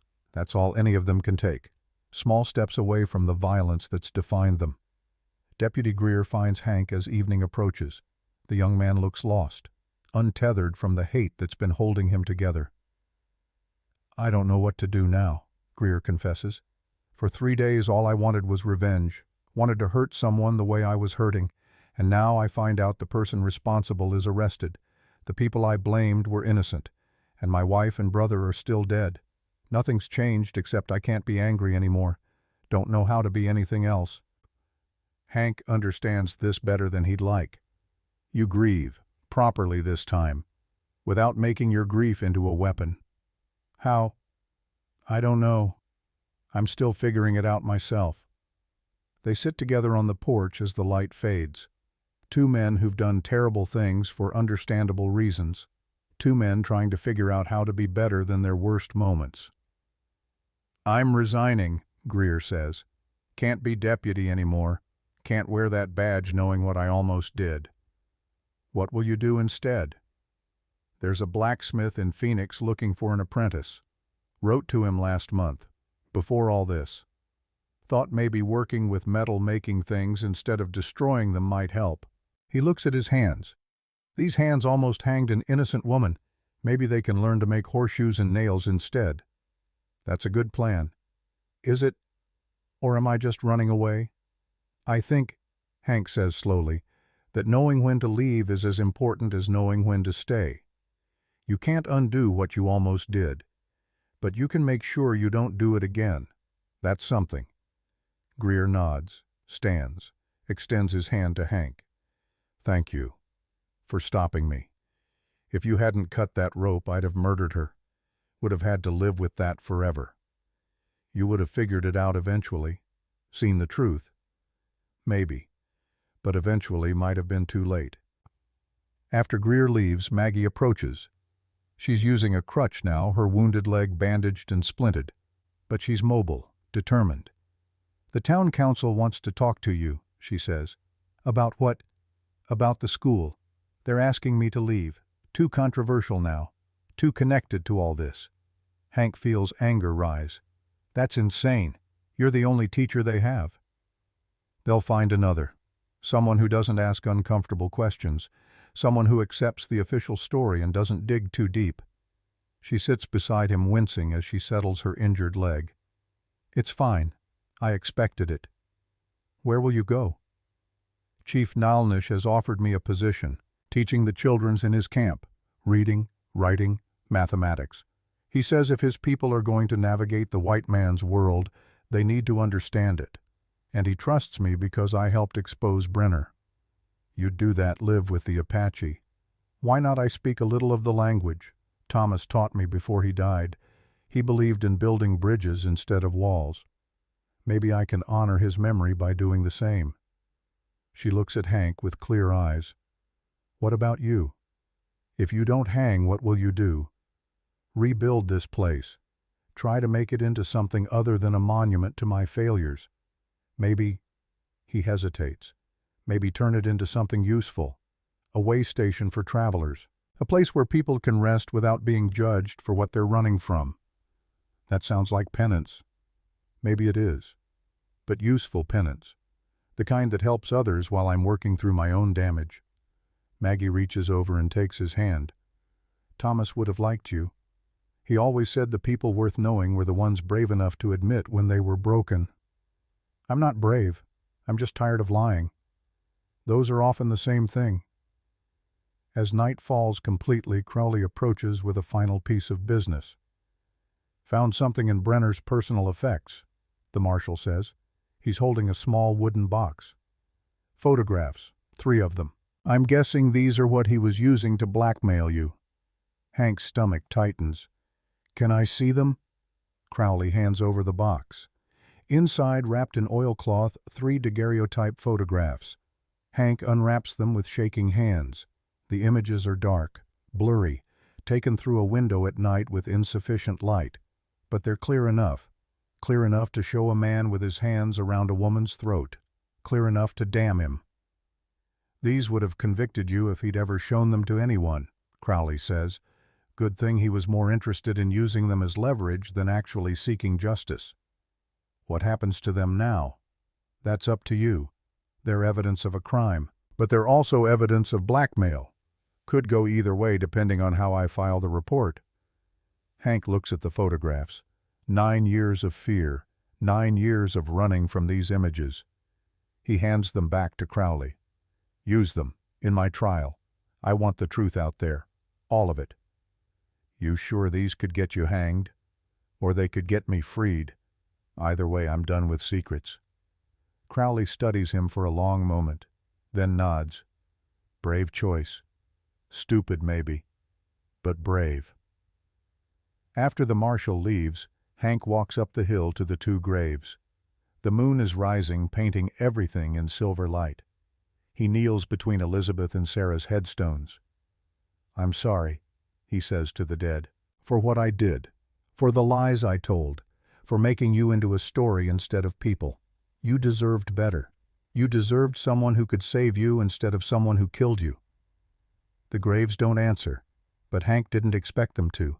Some conversations are one-sided, some apologies are made knowing they can never be accepted.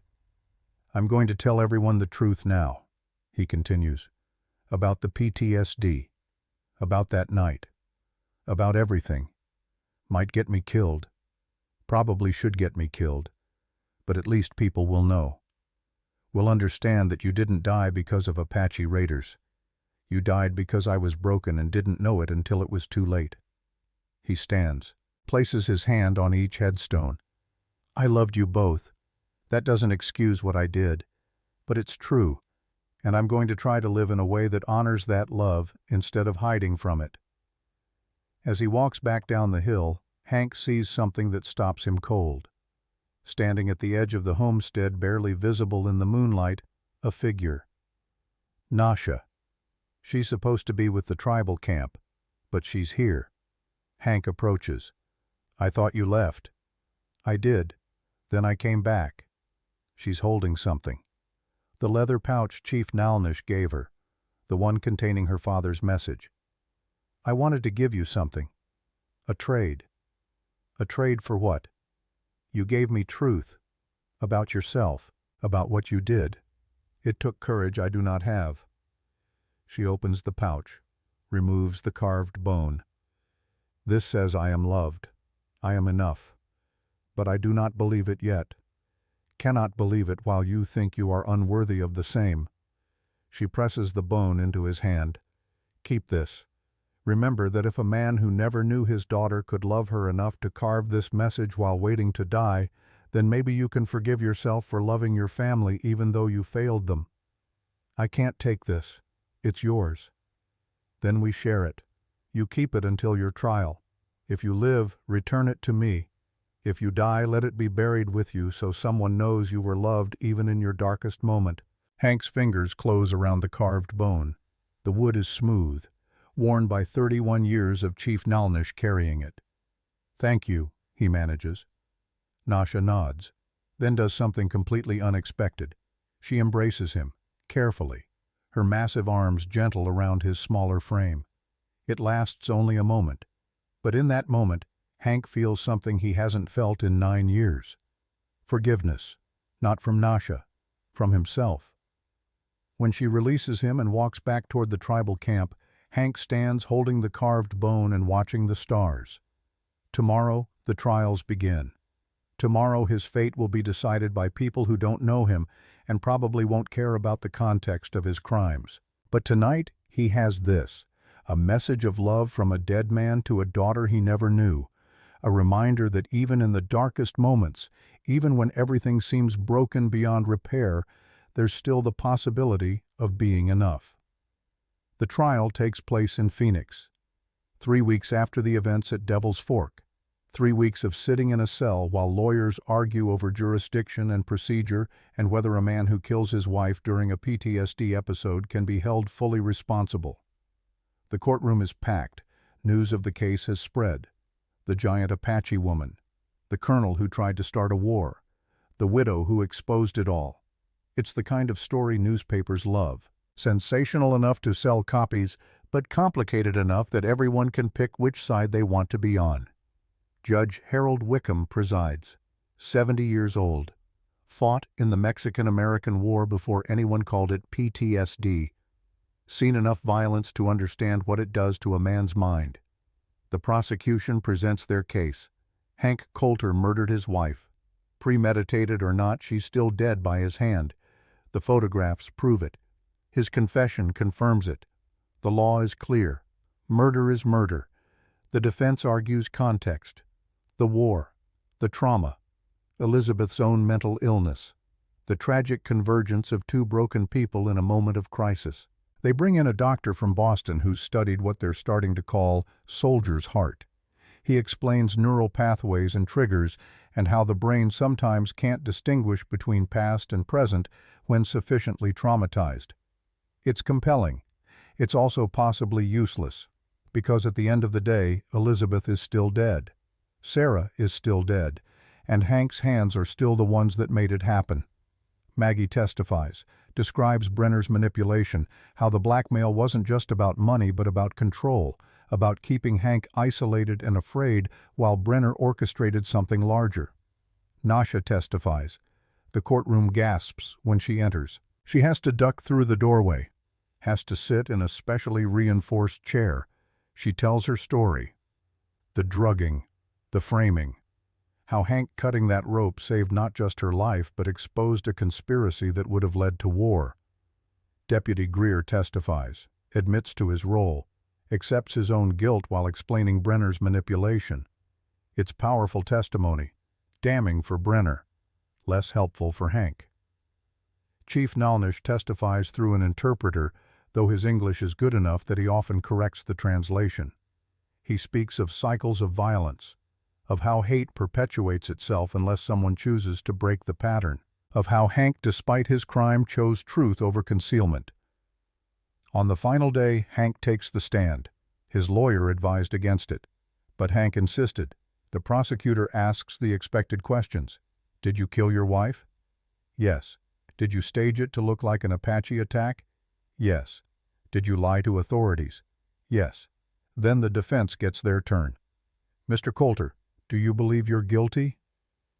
Yes. Of murder. Hank pauses. This is the crucial question, the one everything hinges on.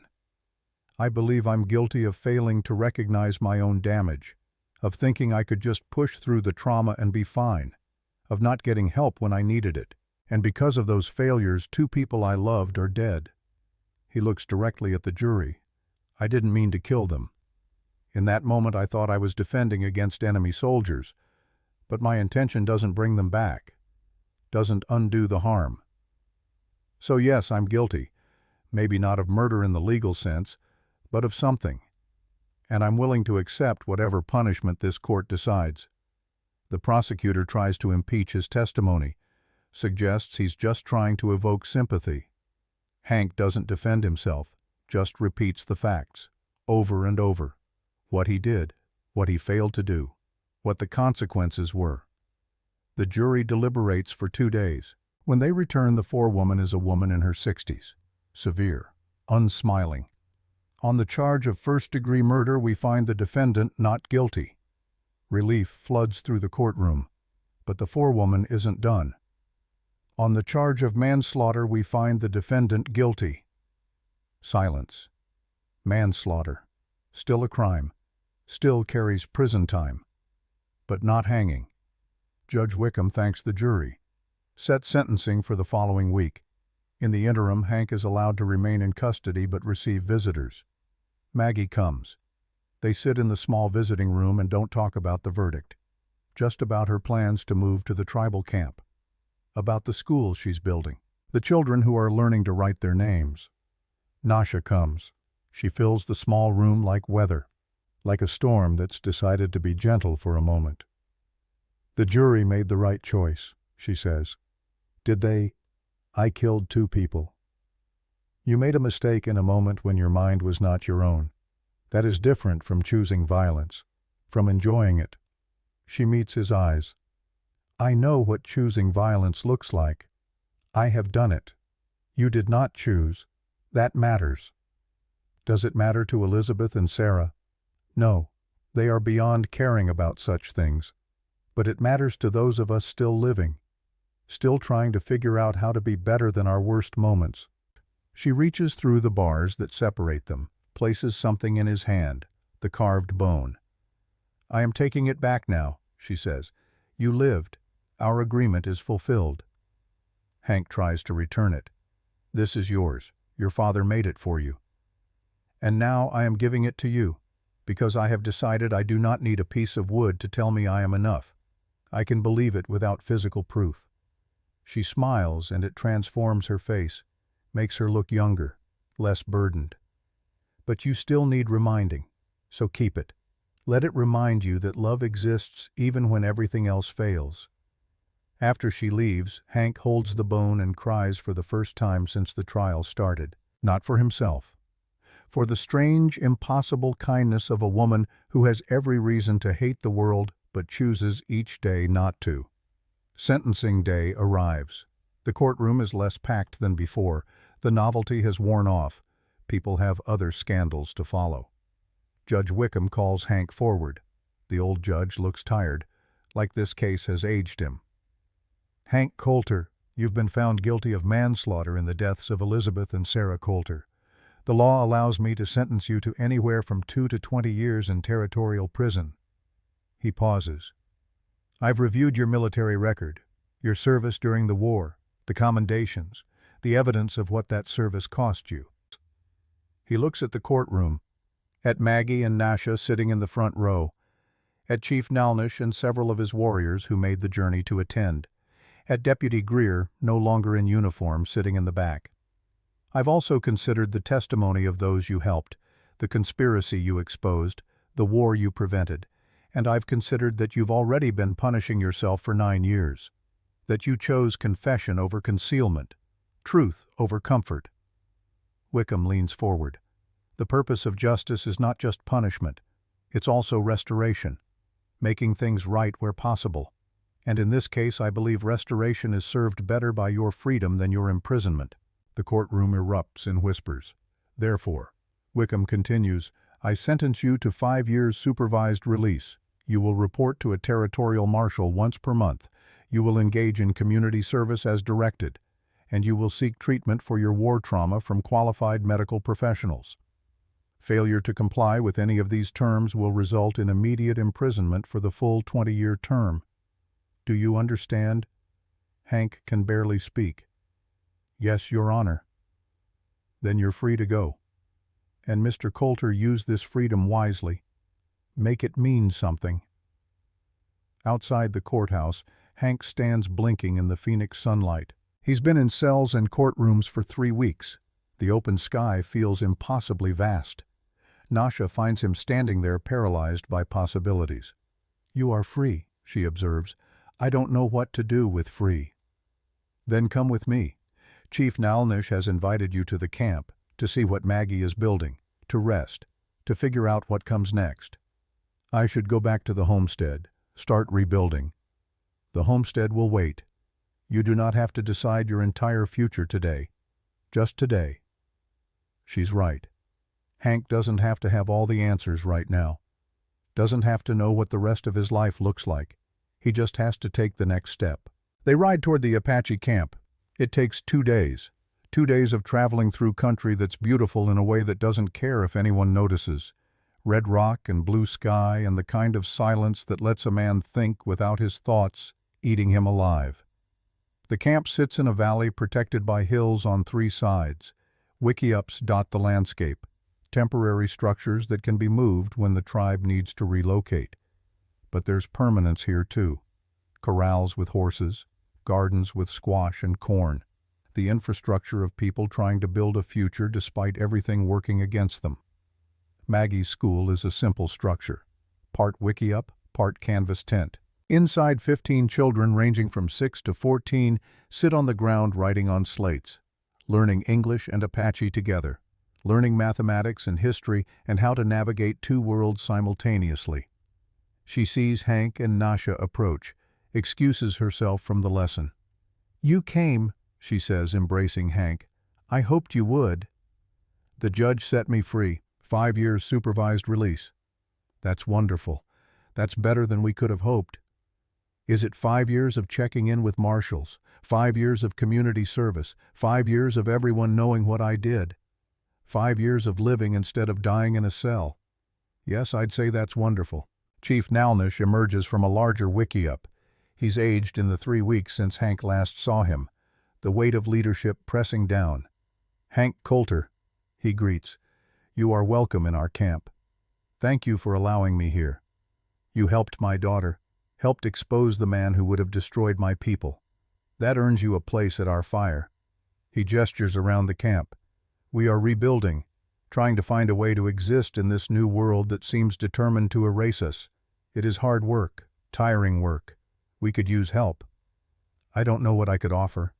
You can hunt, you can build, you can share stories of the white man's world so our children understand what they will face." Nalnish meets his eyes. "And you can heal. Sometimes healing happens better in community than in isolation." Over the following weeks, Hank settles into a routine, mornings hunting with Red Fang and other warriors, teaching them better rifle techniques in exchange for learning Apache tracking skills, afternoons helping build a more permanent structure for Maggie's school, evenings around the fire listening to stories in a language he's slowly learning to understand. It's not easy. There are tribe members who don't trust him, who see him as another white man who will eventually betray them. He doesn't blame them. Their history gives them every reason for suspicion, but slowly through work and consistency and keeping his word, trust builds. Small trust, fragile trust, but trust nonetheless. Nasha works alongside him. She's keeping her promise. 10 years of service. She hunts for the tribe, protects the camp, and slowly, painfully learns to accept that she belongs here, not because she's proven herself through violence, but because she's chosen to contribute through labor.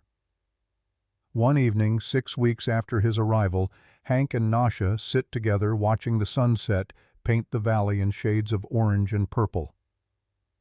"Do you miss your homestead?" she asks. "Sometimes, but I'm not ready to go back yet. Too many ghosts." "Ghosts can follow you anywhere. The question is whether you are ready to live with them instead of running from them." "Are you living with your ghosts?" Nasha considers this. "I am learning. Red Fang and I spoke yesterday. Really spoke. Not about forgiveness. Neither of us is ready for that. But about his brother. About who the man was before I killed him. It hurt to hear. But it was important. Why? Because I need to remember that I didn't just kill an enemy. I killed a person. A brother. A son. Someone who mattered to people. Keeping that in my mind, letting it hurt, that is how I earn the right to continue living." They sit in silence as the light fades. Then Nasha speaks again. "I have been thinking about after." "After what?" "After my 10 years of service, what I will do, where I will go." "That's a long time to plan ahead." "Perhaps, but I have decided something. When my service is complete, I will build a school, like Maggie's, but for children like me, children who are caught between worlds, too Apache for the white world, too white for the Apache world, too different for either. They need a place where being different is not a curse." "That's a good dream." "It is not a dream. It is a plan, and I would like, if you are willing, for you to help." Hank looks at her. This giant woman who saved his life, who taught him that truth matters more than comfort, who chose to carry her guilt actively rather than running from it. "I'm willing," he says, "though 10 years is a long time to commit to something. You committed to 5 years of supervised release. You committed to truth when lying would have been easier. 10 years is just more of the same, choosing the harder path because it leads somewhere worth going." As autumn turns to winter, the camp prepares for the cold months. Hank helps weatherproof structures, helps salt meat for storage, helps in 100 small ways that don't erase his past, but build something new on top of it. Maggie's school grows. Children from other Apache groups start attending. Even a few white children from neighboring settlements sent by parents who've heard about this place where learning happens without hatred. Deputy Greer, now apprentice blacksmith. Vincent Greer visits once, brings horseshoes he's made. Badly made, he admits, but improving. He looks healthier than Hank has ever seen him. Still sad, still carrying his grief, but not letting it poison him anymore. "I'm learning to make things," Greer says, showing off calloused hands. "Every nail, every hinge, I'm making something that holds together instead of tearing apart. It helps. I'm glad." "Are you glad?" Hank thinks about it. I'm not happy, don't know if I'll ever be happy again, but I'm useful, I'm contributing, I'm learning to live with what I did instead of being destroyed by it. That's something. That's everything, Greer corrects. That's the difference between existing and living. On the day before the first snow, Hank takes one of the horses and rides back to his homestead. He needs to see it. Needs to know if he's ready. The place is exactly as he left it. The cabin damaged but standing. The barn partially collapsed. The corral empty. And on the hill, 2 graves. He climbs up to them. Kneels in the grass between the headstones. I told the truth, he says to Elizabeth and Sarah. In court. To everyone. They know what really happened. They know I killed you. And some of them understood. Some didn't. But at least the lying is done. He places wildflowers on each grave, flowers he picked from the valley near the Apache camp. I'm trying to do better, not trying to make up for what I did, can't make up for that, just trying to live in a way that doesn't waste the time I have left. The graves don't respond. But Hank doesn't need them to. He stands, looks at his homestead with clearer eyes. It's not haunted. It's just a place where terrible things happened, but also a place with good bones, with potential. He can rebuild it. Eventually, when he's ready. Turn it into the way station he imagined, a place for travelers, for people who need rest, for those caught between worlds, but not yet. First he needs to finish healing, finish learning, finish becoming someone capable of creating sanctuary instead of just surviving. He rides back to the Apache camp as snow begins to fall. The valley is beautiful under white, peaceful in a way that doesn't erase violence but exists despite it. Nasha is waiting when he returns. She's been teaching children to track in the snow. Their small footprints circle the camp like investigations into mystery.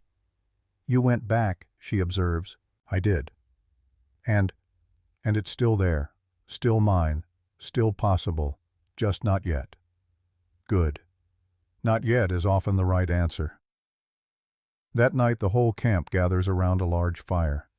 Chief Nalnish speaks, in Apache then in English for Maggie and Hank's benefit. We have survived another year. It has been hard. We have lost people, lost land, lost the old ways of living. But we have also gained knowledge, gained allies, gained the understanding that survival means adaptation, not surrender. He looks at Nasha, at Maggie, at Hank. These 3 have brought change to our camp.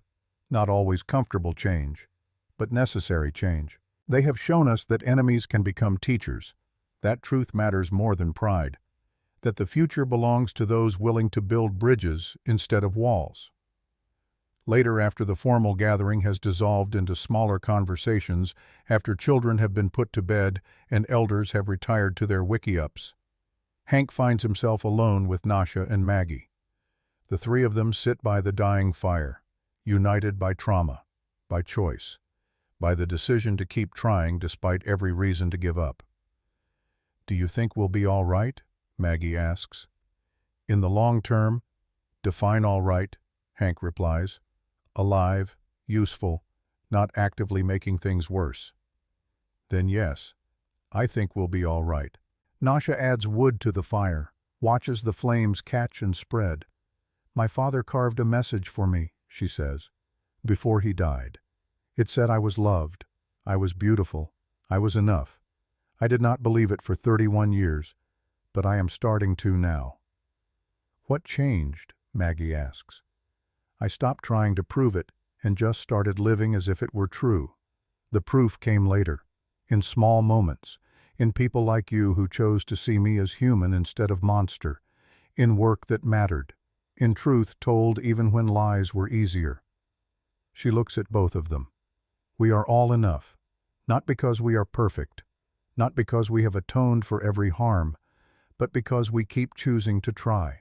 Keep choosing truth and work and the harder path. That makes us enough. The fire crackles, the snow falls softly, and 3 people who should be broken beyond repair sit together and plan a future that seems for the first time possible. Because mercy is not weakness. It's the weight we choose to carry for those who cannot carry themselves. And sometimes, if we're lucky, others choose to carry it with us, making the burden lighter, making survival feel occasionally like living, making enough feel impossibly like plenty. Epilogue 7. Graves. 1 year after Hank Coulter cut the rope that saved Nasha's life, 7 graves stand on the hill behind his homestead. Elizabeth Coulter, Sarah Coulter, Chief Nalnish, who died peacefully in his sleep 6 months after the trials, his work done and his daughter finally at peace. Dr. Thomas Wells, whose body Maggie had exhumed and reburied here with honors. Abigail Greer moved at Vincent Greer's request so she could rest somewhere beautiful instead of in a town that had failed her. Daniel Greer, her brother-in-law. And Heinrich Vogel, the shopkeeper who died for knowing too much, now honored instead of forgotten. 7 graves, 7 stories, 7 people whose deaths meant something because others chose to make them matter. Hank stands before them, no longer alone. Nasha is beside him, 9 years of service still ahead, but no longer feeling like punishment. Maggie is there, her school now teaching 40 children from 3 different tribes and 2 white settlements. Vincent Greer, no longer deputy but skilled blacksmith, holding horseshoes he's made for Hank's rebuilt corral. The homestead has been transformed, the cabin expanded, a bunkhouse added for travelers who need rest, a barn properly rebuilt, and a sign carved by Vincent and painted by Maggie that reads, "Safe Haven, all welcome, truth required." Every Sunday, weather permitting, a small miracle occurs. 5 children arrive on ponies, 3 from Copper Ridge, Mary Patterson, now 10, Thomas Hendricks, 8, little Sarah Miller, 6, and 2 Apache children from Chief Nalnish's camp, a boy named Kicking Bird and his sister, Mourning Dove. Their parents wait at the property line. The white parents still nervous, the Apache parents still cautious, but they let their children go. Because the children run to Nasha like she's their favorite aunt, like she's safety itself. She sits on the ground so they can climb on her. They hang from her arms like she's a living tree, sit on her shoulders and pretend they can touch the sky. She tells them stories in both English and Apache, teaches them to make small bows from willow branches, shows them how to read tracks in the dust. "You saved my life," Mary says one Sunday, serious as only a 9-year-old can be. "When the fire came, you broke the wagon and carried us." "I did what anyone would do," Nasha replies.